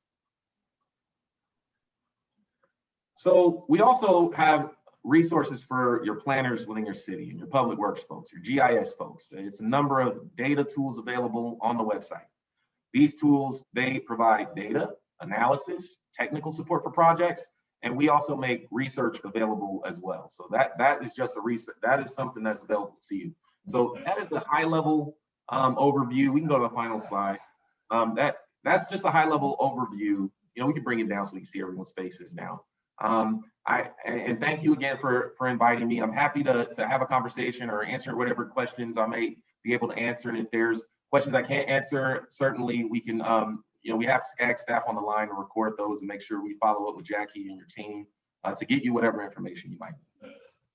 Thank you, Mr. Richardson. Are there questions for Mr. Richardson? Jackie Bacharach has a question. Well, Hey, Jackie. Hi, Rex. I was just going to ask you, SCAG, we're delighted that SCAG is placing this emphasis on e-commerce and everything because, of course, we're very big into that. But we're also doing a local travel network, which promotes slow speed vehicles for the short trips. Have you, one of the reasons we're doing that is we want to have a neighborhood strategy instead of just a transit oriented strategy for these short trips. Can SCAG help us with that? We really want to, the state legislation keeps talking about only transit-oriented development. We're looking at how to promote healthy neighborhoods, promoting slow-speed vehicles that are zero emission, and keeping people in safe neighborhoods. So what I found is SCAG staff is really good when someone has an idea and figuring out, they have an idea and maybe it doesn't fit certain funding criteria categories. We work really collaboratively to design certain things together, either through funding that directly goes to COGS or through some of our programs that COGs and cities are also able to apply for. For example, you know, I had a program in my city, and this is one of the reasons I really got involved in SCAG. We wanted to establish a land use plan, a zoning plan in my area of town. And it wasn't an area with a downtown. We don't have any the blue line or anything like that. So it was hard to find funding to focus on our little area of town in a big city like Long Beach where there's so many competing interests. And so we went to SCAG and we talked about the need for a neighborhood strategy. And that's exactly what SCAG funded. They came up with $250,000 to begin the process of the Uptown Planning, Land Use, and Neighborhood Strategy. Very similar to what you're talking about. So we've done that. And that leveraged, that 250,000 turned into 800,000 from Caltrans for phase 2. So sometimes you just need one agency to take a risk on your idea, and then it becomes a good idea. And SCAG's great at that. Thank you. Sure. Thank you. Barry Wade has a question. Hey, Barry. So first, I wanted to give a shout out here. As you can see, I'm at the aquarium tonight, Long Beach Aquarium, and those are the sea dragons. And for anybody who hasn't seen that, it is an amazing experience. Certainly. But, so I wanted to thank you for your presentation and note that putting on my other hat as a GIS instructor at USC, how much we appreciate SCAG's assistance in providing useful and productive data and services that we can work with, and also the SCAG staff being so willing to help out. And by the way, you have some of my former students working for you at SCAG, and you're good people. So where are you, Professor? USC in the US Price School. At Price School. Yeah. Okay. My wife, she's at Marshall. She's been there 10 years. She runs the business analytics program. She's associate director there.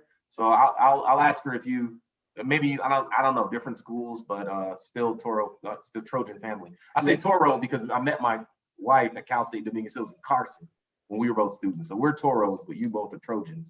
Well, and I also teach at Dominguez Hills. So anyway, you're a Toro too. It is very important to see that that information has really provided a seamless framework that we can work from, between jurisdictions, because those little border lines that we have drawn on the maps, those are just lines on the map, and they don't really make a whole lot of difference. So anyway, just thank you to you and your staff, and just encourage the folks to keep it up.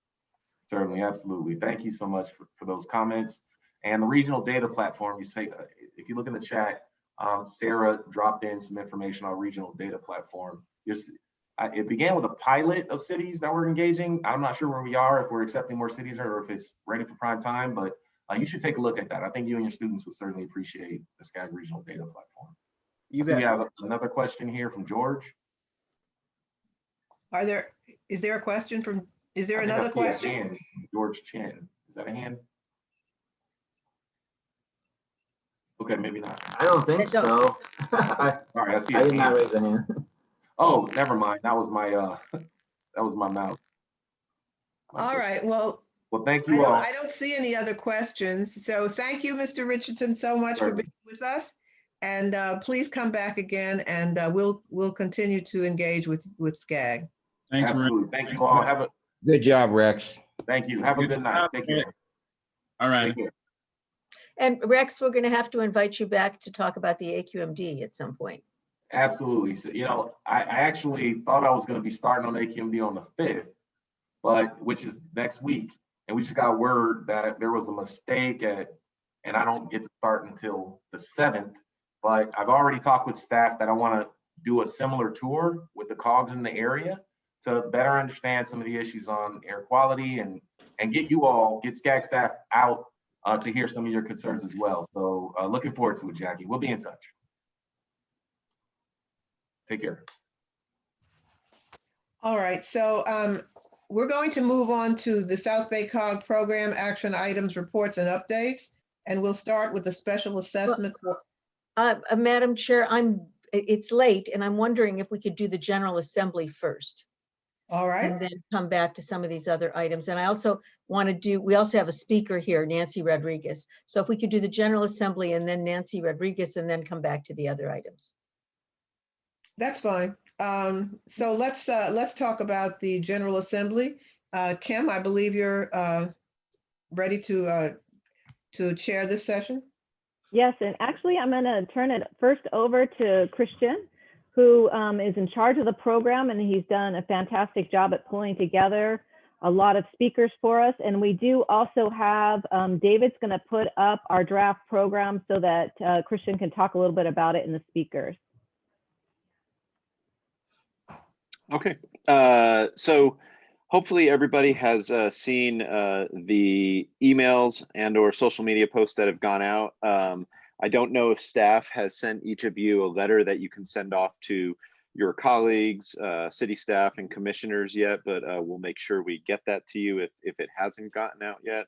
The program is pretty much the same as last year, which we canceled. There is one change, one speaker has declined to come back for whatever reason, but what we're going to do with that is we are moving in a speaker to address public health and the intersection of public health with all these other areas that we are covering on that day. So as you'll see from the draft agenda, quite similar to last year. And remember, this is all virtual, so it gives anyone an opportunity to join in at any time during the day. We will be we will have not only the speakers in the morning, but the panels in the afternoon. Some of you clearly on this board are participating in that, and some people who aren't on the board but are on this meeting are also participating. So there's 9 or 10 speakers in the morning. There is an opportunity for you to network each other and also visit a virtual exhibit hall. That'll be at the starting at 9 and then also resuming, I think, around the lunchtime period. And then our panels there start at 1 p.m. and the 3 panels go through until just shy of 4 p.m. Otherwise, there's not much really more to report, with the exception of the one addition to the morning speakers. Same program as last year, and hopefully we will we'll get to have it this year. And then I have a little bit more. Oh, go ahead. So could you put that back up again, Christian? It's not Christian, it's David. It's David. I'm sorry, Dave. Yeah, I'm sorry. Could you, yes. So you have, so when you talk about intersectionality, where does that come in? So the overall theme is intersections, Olivia, and it's Right. the intersection right between each of these speakers is representing a different area of expertise. So whether that be transportation and mobility, or public safety, homelessness, housing and affordability, tech, and economic development. And so they're going to present new and interesting ideas as it relates to each of these areas. And their first panel is made up of those speakers to really talk about how they all organically intersect. And I think the point of this whole General Assembly is to show that we don't make decisions as policymakers inside small bubbles. When we're talking about transportation, we also really need to look at that through the lens of, well, how does transportation have an effect on the environment, or on housing and affordability, or on economic development? All these things really are they exist in conjunction with each other. I agree with you. I'm just wondering, when the speakers speak in the morning, yes, why could they not at that time speak about their areas of expertise and speak about the intersectionality when they first speak, as opposed to having them come back again? Oh, I see what and you're the saying. reason I'm saying that is kind of in the interest of time, because it seems like it makes it a very long day, and I'm wondering if they could speak about, if they could have the discussion about intersectionality at the time they speak the first time. What would be that? Wouldn't that save time? I'm just asking. No, it's an interesting perspective to take. They have all been asked to address intersectionality within their presentation. But the idea of the first panel was to have them organically have a conversation, a moderated conversation amongst themselves, and have it kind of be an impromptu discussion around things that they heard each other say, and allow, you know, for us all to kind of experience how sometimes when we all focus on our individual bubbles, that, you know, even just the introduction of a new idea from another sector can have an impact on where things go. So yes, you know, we could have considered that, but I think we're a little too far along in the process right now to make a change. I see.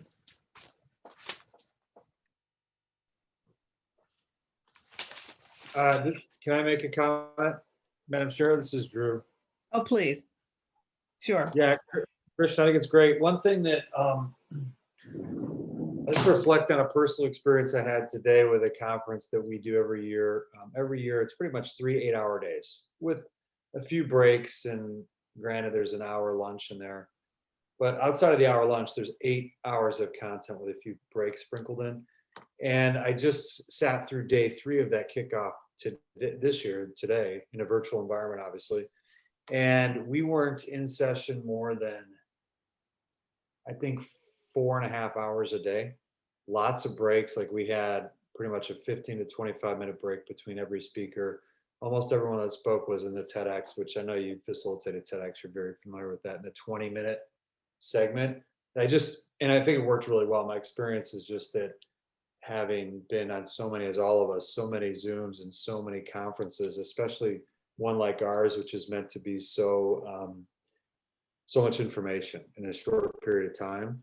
Anything we can do, I think, to break it up and shorten the sessions will keep our audience longer throughout the day. So just food for thought. I know you do this. No, it's a valid point, Drew. And moving into the virtual environment has really just been a challenge in general. I think the one thing is, we have no expectation that anybody's going to sit through. You know, people can clearly get up and move away and come back. And the good thing about this is that we will have the recordings in perpetuity, right? So if somebody decides they need a break, you know, just in and of themselves during the day, they can do that, because we're going to still have this content available on our website afterwards as well, for people to go back and revisit.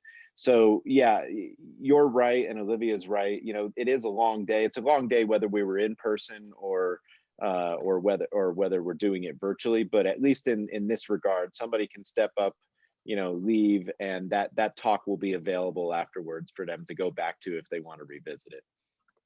It's an imperfect situation. Yeah. Thanks, Trish. Sure. So, and as people are coming into the event, there's 2 places that we really are hoping that they'll be through the whole thing, and that is the exhibit hall. And the exhibit hall is going to be open in the morning at 9 o'clock, and it closes when the program starts at 9:50, and then again at lunchtime. And the exhibit hall is where our sponsors actually are showcasing their programs, and we are going to they'll have some interactive, you'll see here, this is a sample of what an exhibit hall will look like, a virtual exhibit hall. And they'll be able to do video conferencing with people. They'll be able to come back and make appointments with them. And then to encourage people to actually go into the exhibit hall and to just engage throughout the day, we're going to have a game. And so as you do different kinds of things, like request meetings or do a networking session, you'll be able to actually earn points. If you register early, you can earn points. And then after the event, we'll actually give prizes. And the prizes will be from donations from different sponsors. For example, Terranea is going to be donating an overnight stay. And so David's going to put the link in the chat here so that you guys can actually start and register tonight if you would like to. And then let's see, our sponsors Can I just ask one question of everybody? We keep going back and forth about this 4 to 5 networking hour. Do you think we should leave that in, or should we end this at 4? Or would any of you be interested in networking from 4 to 5?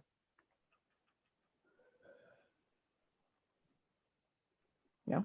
Okay. This is for you guys. So I don't know what, I'm not even getting head nods, nothing. Yeah, He's okay saying no. I think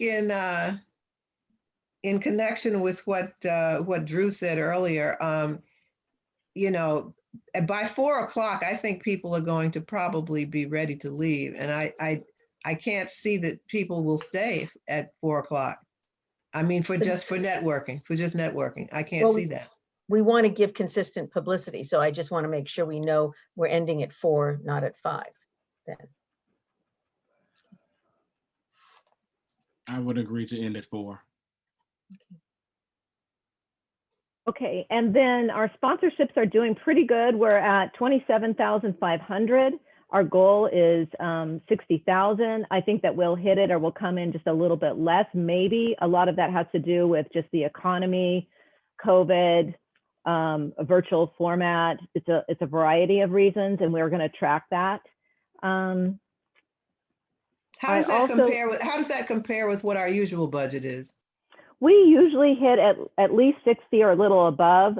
Sierra Washington on our team did a fantastic job last year, and we hit close to 90,000. Some of those sponsors came back, pulled back because we didn't actually have the event, but many of them went ahead and maintained their sponsorship because they see the value of the organization. And so we continue to promote that in our sponsorships, that even though, maybe they don't actually exhibit, for example, at the event, they understand that this is a valuable organization and can do a lot for their communities. So that's been very positive. What about the level of attendance?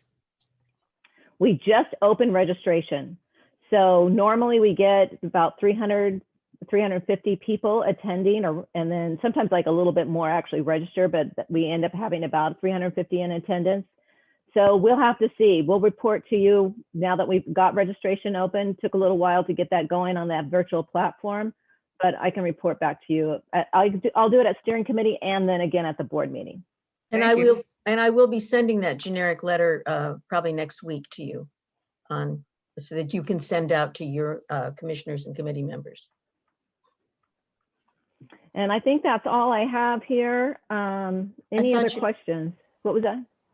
Did you mention the budget? I'm sorry. Oh, yes. And the budget, we had a approved budget, and there were some additional services that we were looking at. We did go ahead and approve around 5,000 in extra services, and there were optional services. Those were to support the game, which I think is really valuable for the sponsorship. Doing the videos, Christian talked about, and a video of the event and being able to have videos after the event. So this supports that as well. And then the actual registration, and the registration is being connected to the gamification as well, really trying to use that to leverage more participation at the event so that there's value to the attendees as well as the sponsors. Thank you. I see Jennifer's son waving there. He's adorable. Are there any questions or comments for Kim or for Drew, or for Christian?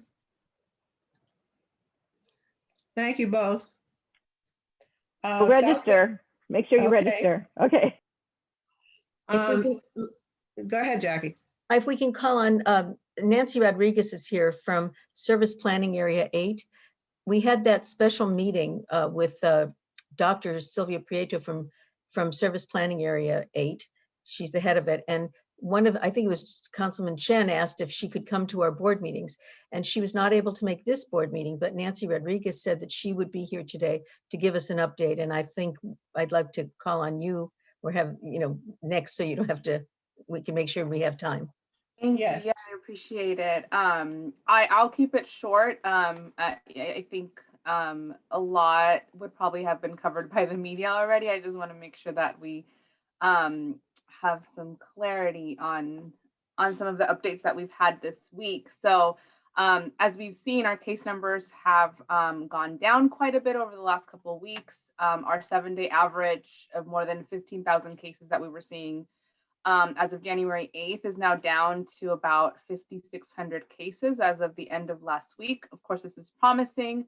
So we are seeing some of our restrictions being lifted or in the process of being modified. but we still have a long way to go before we can resume our usual activities.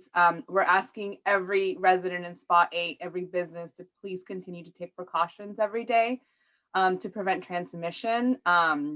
What we don't want to see is a seesaw effect, which will lead us to more restrictions as we saw in November and December. So with the lifting of the health officer order, we're following state recommendations for sector reopenings while introducing additional safety measures that reduce opportunities for transmission.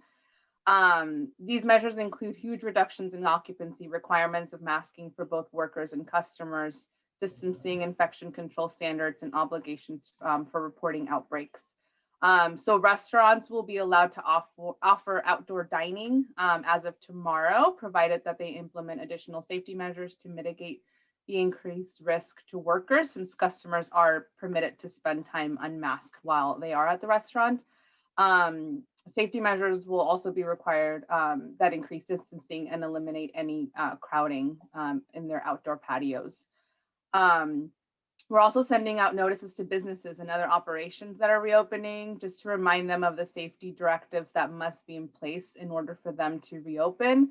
Public health will be issuing citations for violations. At this point, I think we all know what the rules are. So we're just asking all businesses and residents to please just do their part and make sure that we can remain on the road to recovery. I don't think any of us want to see cases start going up again. And the only way to prevent that from happening is to keep doing what keeps the virus in check. It's really up to us whether we can sustain reopenings without jeopardizing each other's health. And of course, our ability to eventually get more schools to reopen. We're asking residents to please don't resume socializing with lots of people that are not part of their household. The ability to once again gather with a few others outside of our household is meant to only basically allow a small, stable social group with 1 or 2 other households so that you can get together occasionally, always outdoors, always social distancing, and always no more than 15 people. This is just not going to work if every night people are gathering with people from different households to have small parties. That's part of the reason we had the surge in December, too many people socializing with many others that were not in their households. So we're just asking for businesses and residents to just please cooperate with our guidelines. Lastly, just a quick vaccine update, because I know that's on everyone's mind. As of this week, we've administered 662 doses of the vaccine. It's probably a little bit higher because this number is as of last Friday. Of this amount, 544,000 are first doses and close to 119,000 are second doses. The week of January 18th, we received a little over 168,000 doses, which is about 25,000 fewer doses than the previous week. For this week, we only received about 137,000 doses. So each week there's an allocation from the federal government to the state that determines the number of vaccines that are allocated to LA County. So far of the vaccines that we've received, about 60% have been administered. And again, this includes first and second doses. So we know a lot of residents are nervous about scheduling their second dose of the vaccine. We just want to emphasize that every resident is guaranteed a second dose. And most individuals will be able to receive their second dose at the same site where they received their first dose. So residents who received a vaccine at one of our county operated sites should be receiving an email within the next couple of days confirming the place and date of their second dose appointment. All residents will have to do is confirm that the time works for them via a registration link in an email that is sent to them, and then they will be all set. For individuals who were vaccinated at the other sites across the county, including pharmacies, health centers, and city clinics, they will need to contact the provider or the site where they were vaccinated in order to receive information confirming the second dose appointment. We are starting to collect geodata on our vaccine distribution, which will help us modify our plans to make sure we're getting vaccines out to communities that have lower vaccination rates. So we have some preliminary data already on our website, but look for more to come on this. And lastly, we just continue to urge residents to visit our website, vaccinatelacounty.com. If you are eligible for the vaccine, we're adding new appointments periodically. I would also suggest, to residents of Spot 8 to follow LA County social media, because they do post I've seen on Instagram the posts when new appointments are available. So if you have those alerts set up, then those will alert you to go to vaccinatelacounty.com to schedule the appointments as they become available. For residents who don't have internet access or computer access, we do have appointments available via phone. The number is 833-530-0473. And we just want to make sure that all of our eligible residents who can get vaccinated now have the opportunity to do so. So that's it for me, and I'm happy to answer any questions that any of the members may have. Christian, you have a question? No. Are there any questions for Ms. Rodriguez? Hi, this is Jim Roos. I have a question for you. What is the county doing to work through the vaccine that they had? You said that, I think you said 60% of the vaccine that the county's received. I mean, that seems really low. It's been, 6-7 weeks since probably the county started receiving vaccine. Why isn't, what's the county doing to make sure that, we're getting shots in arms? Yeah, well, we have megapods that are open. So those have the ability to vaccinate about close to 2,000 people a day. Again, we have to, we're limiting the number of appointments just because the capacity of our workforce is also limited. I can tell you that all of the DPH workforce has been called to work at a megapod at least one day a week from now through February. So I think, part of it is just that, it's the limited capacity of the workforce. I know that we are working with additional clinics and pharmacies to make sure that those doses are administered. But it's really just, we're doing everything we can to make sure that our workforce is also contributing. But, I actually, 600,000, doses administered, I actually think, we had a meeting, an all-staff meeting this morning, and Dr. Fair is very happy with the progress that we've made in a short amount of time that we've had vaccines. But, I will definitely bring that up, that 60% is a concerning number, and I'll see if for next month we can have more of an update on that. I'll tell you, I think 60% is not a good number. I think that he should be very disappointed with that progress. And I'm not impressed that the answer is that the county's staff is doing everything they can, because there is no doubt any number of other facilities, drugs, pharmacies and what have you, that could be administering the vaccine more widely. And if you guys don't have the capacity, and just in terms of personnel, to move through 80-90% of the reason you're only getting 130,000 doses next week is because why bother giving LA County any more? You got 40% of what was given to you in the last 6 weeks sitting in freezers. I think it's outrageous. And if we're relying only on county staff, or primarily on county staff, to deliver doses of vaccine, that is a huge, huge mistake. Huge mistake. And people should be screaming about it. I will definitely bring that up. And again, the federal government determines our allocation to the because state. you can't deliver, because you're not putting, if you have 40% of your stock from the last 6 weeks sitting in freezers, there's no reason to give you more next week. Like, I don't know why they'd give you any. I'd give you 0, right? I mean, you got 40% of what's been given to you sitting in a freezer. Why would someone give you even one more? Give it to someone who can put it in someone's arm. That's my opinion. I think that what's going on right now in LA County is a failure, and it really needs to be addressed. All right, Mr. Councilmember Chen has a question or comment. Yes, thank you. And thank you, Nancy, for coming and joining us. I know that for the city of Torrance, we already have a approved pod, and we have staffing that was more than willing to help out. Should the LA County want to allow us to be helping with some kind of a mass vaccine. We just discussed this on our item 2 days ago at council meeting. So if there's anybody who's out there who can make decisions, based on what you're hearing, what you said today was staffing. We'll have the staffing. We have the facility. So we're more than happy to help out. Our Torrance Fire Chief, Martin Sterna, is the point of contact. If there's any way, what I share with you will help out to free up another a pod locally in South Bay. We're ready and able. And I understand what Councilman Roos is sharing about. We can put more vaccine in people's arm. I think in the data goes up, I believe each week the allocation will start increasing. But thank you very much for coming.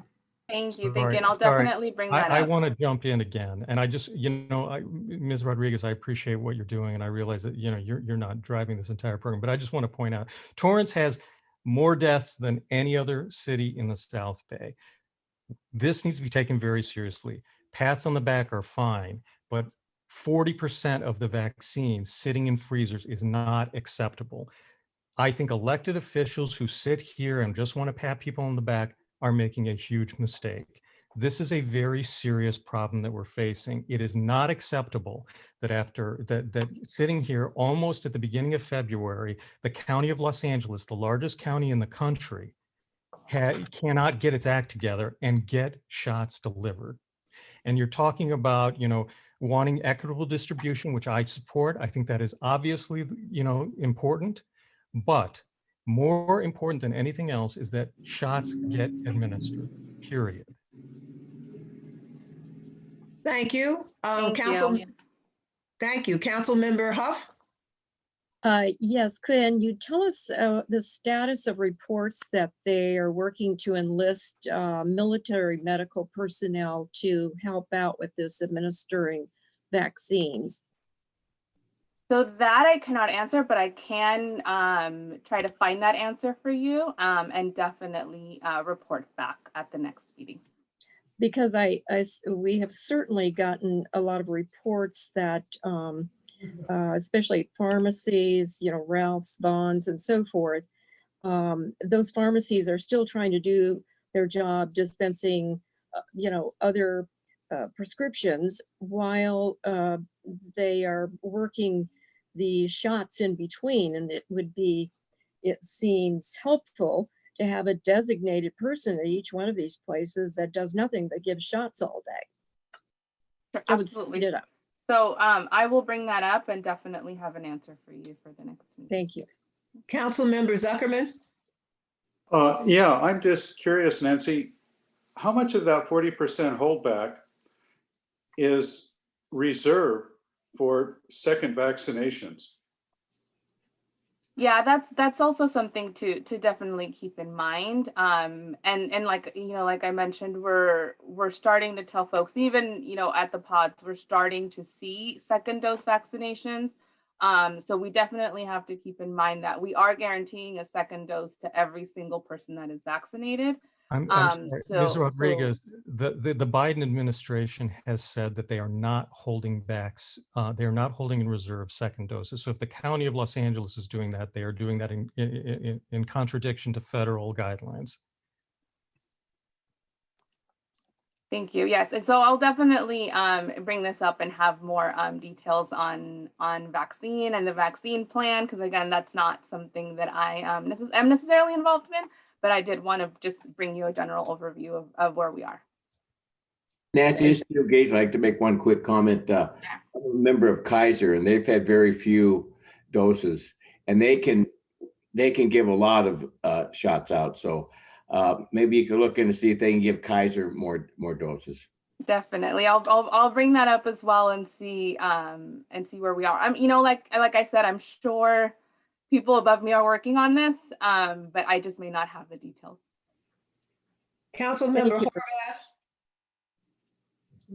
Yeah, not to belabor the conversation, but to just to speak with some anecdotal information to what Councilmember Ruse was addressing there. You know, I know paramedics and other healthcare providers in other states where they are holding, where they're not holding back for a second shot, and it's forcing people to have to find where they can get a second shot. So I don't want to argue the finer points of distribution, but there are definitely complexities to the entire rollout that we are not intimately aware of at our level, I would think. So that's all. Thank you. And at my level as well, I have to say. Are there any other comments or questions for Ms. Rodriguez? Thank you, Ms. Rodriguez, for coming. We have a hand. I think we have a hand from Jennifer. I don't see it. Where is it? I don't see it. She's got, it's there. Yeah, Jennifer. Jennifer? Thank you, Nancy, for being here. And I just wanted to add that the Supervisor Hahn had a motion on Tuesday that authorizes the Department of Public Health to enter into MOUs with cities and to transfer vaccine allotments to cities. So I think that will help speed up the distribution as well. And if your city's interested, feel free to contact me. I know there's already lots of discussions happening. And about the supply issue, my understanding is that 60% of the doses that we're getting are for second doses at this point. Thank you. Thank you, Ms. Rodriguez. Thank you. So we're going to move on to a discussion of the South Bay Fiber Network. Okay, yeah, okay. I just have announcements to make on the fiber network. The Little Hoover Commission has written a report, and they've actually picked up our fiber network and cited it as an example of good works. And so I thought that was really exciting. I also wanted to mention that the cities of Carson, I think, and Torrance have put in enough little bits of fiber in different places, and are actually, American Dark Fiber is actually paying those cities for parts of their fiber, leasing it. It's not a lot of money. It's probably less than $1,000 a year. I don't know how much it is, but it's a, you know, if you're putting in fiber and American Dark Fiber can use it, that's something that they are doing when they can. So I wanted to let you know that. Also, we're finished with work order 3, which are all the first phase sites. And we are going to be starting a work order 4 because we have about $1 million left in our $6.9 million. That means, and we've talked to your IT directors about this, if you have another site that you are interested in, if you would let us know, the deadline is going to be February 28th. We will be able, we'll see how many sites there might be available. We'll see how much they would cost. And we'll have to come back to the board. If we cannot pay 100%, which I would imagine we probably won't be able to like we did before, we'll come back to the board with some options of how to get these going. But what we need first is we want to spend the money that we received. And so please work with your cities, ask your city manager if they've looked into this, if they want additional sites for the South Bay Fiber Network. I've mentioned it also to your park and recreation directors if they have sites they want to consider. And then we had a really great meeting with the South Bay Fiber workforce in which the IT directors themselves started sharing where they want to take this network and how they might want to share software and other possibilities. So it's moving along. I want to thank, I don't know if Mark Henderson's still here, Jim Roos is here. They were at the meeting and it was great to have some elected officials there too as well. So that completes the report on the fiber network. Jackie, you want to talk about the research regarding war control as far as health regulations? Yeah, we're working with, we had that meeting that was chaired by Hildy and Stacy. And since that time, it appears that Supervisor Hahn is working on a motion that would address looking into service planning areas, because apparently they were created in 1991 and they haven't really been looked at since. And they have and Nancy's report tonight was a lot about COVID, obviously, which is on top of everybody's list. They also do homeless issues, but they also have many other departments that are that feed into the SPA. And so we're waiting to see what that motion is. We were hoping that we can bring it back to you and support something like that, so we can all look into what that entity is and how we can work better together. So that's that item. I guess I'd like to call on Britt and Grace for for senior services and homeless services. Yes, we met, the senior working group met this past Tuesday. And because seniors have been approved for the vaccine, that was the focus of our meeting, getting information. As you all know, many people have been very, very frustrated trying to navigate the various registration sites. A big thanks to Jennifer Lamarck from Janice's office, for Supervisor Hahn's office, for attending and bringing a voice of calm and encouragement in that they're working with the websites. Of course, as we've heard tonight, part of the problem is the lack of actual vaccines. Also, just in terms of giving us some tips like checking in late at night, early in the morning when new appointments are put up, and continue to go back to the websites and just keep checking, because we are getting the word, as Nancy Rodriguez said tonight and others, that more vaccines are on the way. So it was a good discussion, and hope reigns eternal. I have a comment on that about all of the websites that are available. I've had to navigate several websites, and it seems to be a nightmare. I mean, you should, I don't know why you have to have so many websites for vaccination distribution. Why couldn't there be just one website? I mean, because what you do is you choose a location and then go and see if they have any openings. And of course, part of the problem is that one after another, they don't have any openings, and that's where the frustration comes in. So the county is refining that. So we hope to see some improvement shortly. Well, when you say you have different locations, but the websites will direct you to almost any location depending on where you say you want to go. Right. So, you put your zip code in. Or your location. It doesn't have to be a zip code. You could also put your region in that you want to, where you want. But it's a very frustrating experience, because you can go to a website and supposedly they've got availability, and by the time you click on, there's no availability. I mean, this is not fun. This is not fun. No, and that was definitely the general consensus of the meeting, was that everyone was very frustrated. Yes, indeed. And then there is, just to add on to that, there is a call center number, but they really only want people that can't and don't have access to the internet to utilize that call center. But I was on a call yesterday, and Dr. Ferrer was talking about how when the call center opened, the phone number is so swamped with people, and you can leave a callback number, but they're supposed to get back to you within 24 to 36 hours. But then again, there's no guarantee there's going to be any appointments available. So it's a system that needs a lot of work. Yes, indeed. All right, so shall we move on to homeless services then? Okay. Well, good evening, everybody. I am late to this meeting because I was excited. I was at the Torrance Social Services Commission meeting, giving a presentation on our Home Share South Bay program. And so we've really been, starting to make the rounds to all of our commissions and to our, as well as city council, to try to really get the word out about Home Share South Bay. And I actually have, we've also been really working on the faith-based. So that's really been a big push. And again, we're really trying to find those homes and build our base of homes so that we have homes that home seekers can choose from.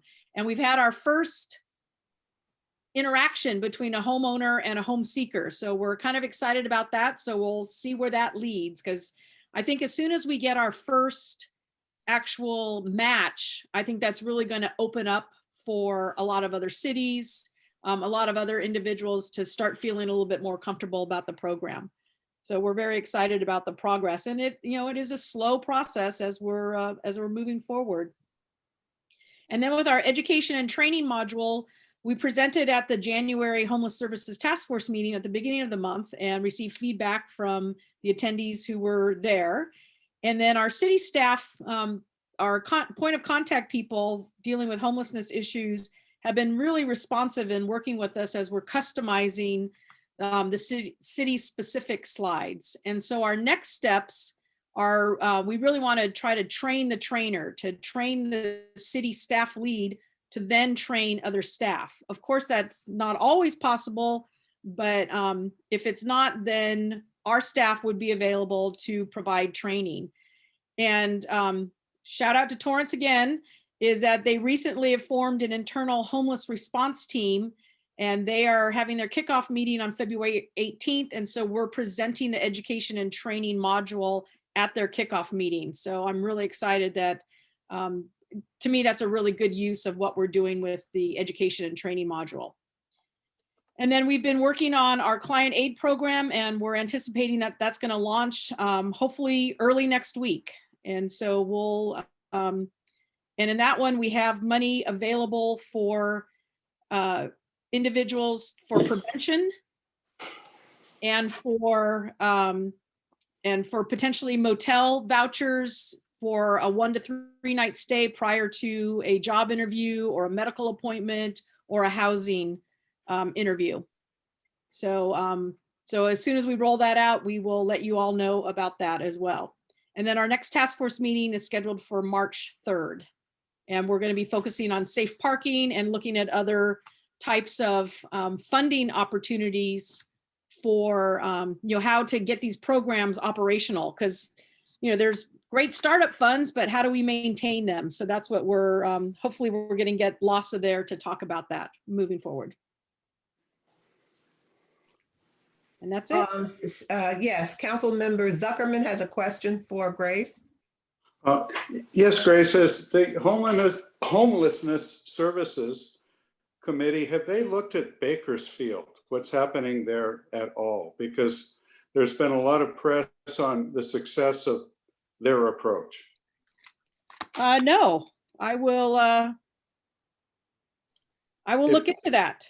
If you could do that, you can start, I guess, just Googling, but they have a very unique approach and it seems to be extremely successful. That's it. Okay, great, thank you. I've written that down, so I will be on it. Thank you very much. Thank you, Grace. Let's move on to Jackie. You want to talk about opportunities to serve an annual Form 700? Yeah, the annual, on February 1st, starting on February 1st, you're going to be getting the annual Form 700. And so please, you can return it electronically, but Natalie will be reminding you all, and you have till, I guess, the end of March. We have 2 new things that will be opening up. Jim Gaisley's regional council seat, which covers Carson, Lomita, and Torrance, will be open, and not open, I mean, it's up for re-election if Jim wants to come back, but that seat is going to be up for election, and the election would be at the April steering committee if there is an election.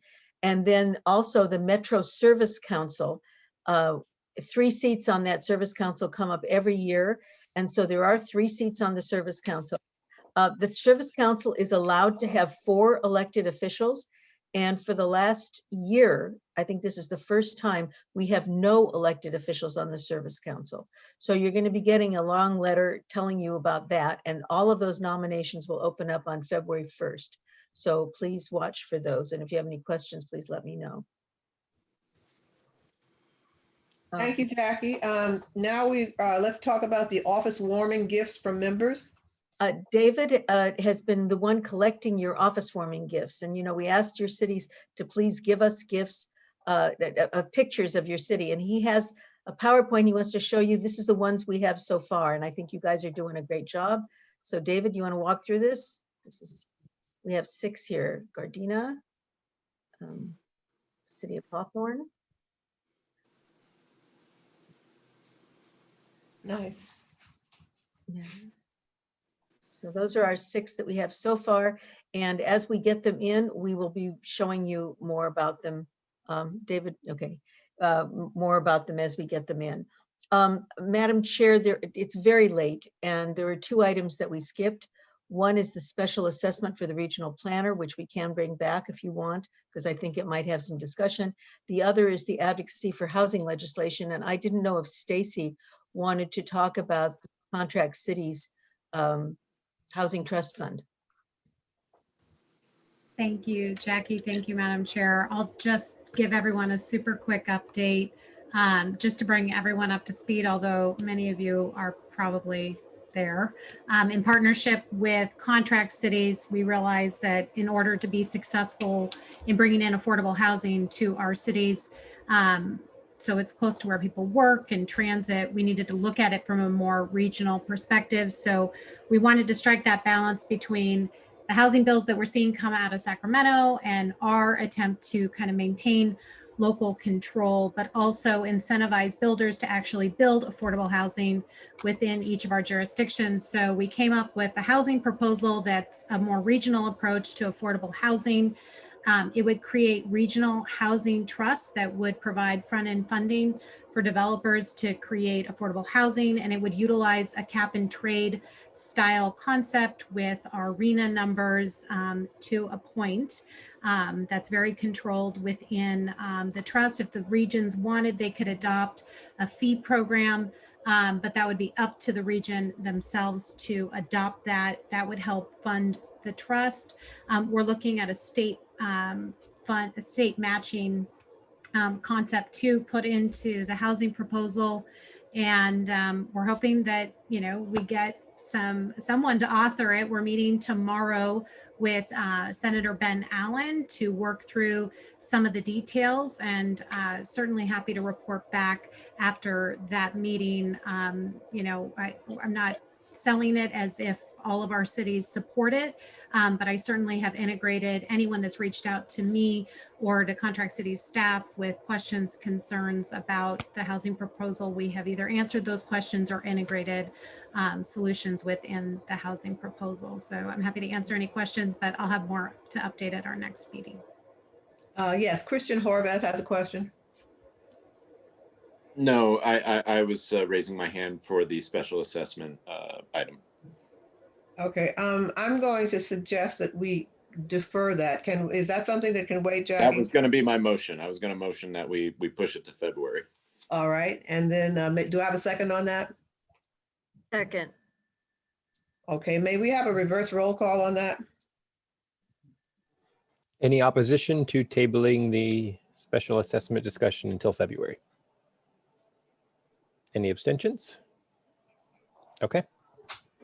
Thank you. And Madam Chair, this is B. Derringer. Could I ask that when we get this represented, that there be some further support for why, if we're getting some funding for this position, why we would need to have a special assessment and what portion would be satisfied by the special assessment and what would be the motivation for cities to do that? Because this would require our council to agree to an expenditure of funds. It's not something that we as individual representatives could commit our cities to do as individuals without a council support. So I think my city would need some definite background on why this is needed and what would be the benefit to the cities that would be provided by this person, and the background for this person. Can they actually provide what the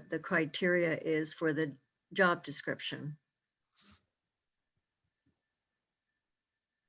okay, I think we can definitely take all those questions into consideration at the time we consider it. Jackie, can you make sure that we cover all those areas? I think some of them were already covered in the packet, but I will look and make sure that there's anything that was left out. Thank you. Okay, let's move on. Can I also ask that it would be very helpful to me if you would talk to your community development directors and city managers who have been very supportive of this. So I would like you each, if you could take the time between now and next meeting to talk to them and get their opinion. Okay. I did speak to my city manager and it was apparently there was a discussion held when she was on vacation, so she did not have participation in that. So that's why I wanted to have some further background information of specifically what would the benefits be that would justify the additional monies. B, why don't we just, maybe we should talk offline and we can talk directly. And that's fine too, but I think it should be something the whole board should get the same information. I don't want to be privy to additional information that other board members don't get. I think it's in the packet, but okay, we can talk.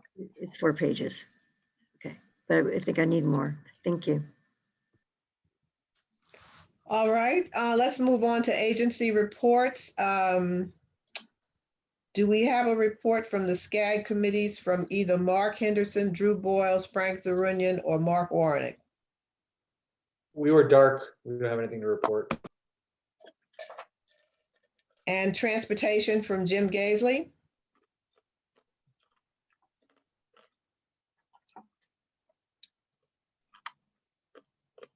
Jim, are you there?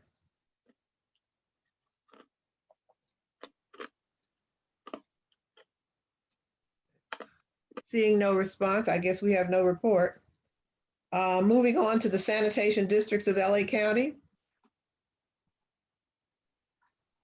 Anyone reporting on that?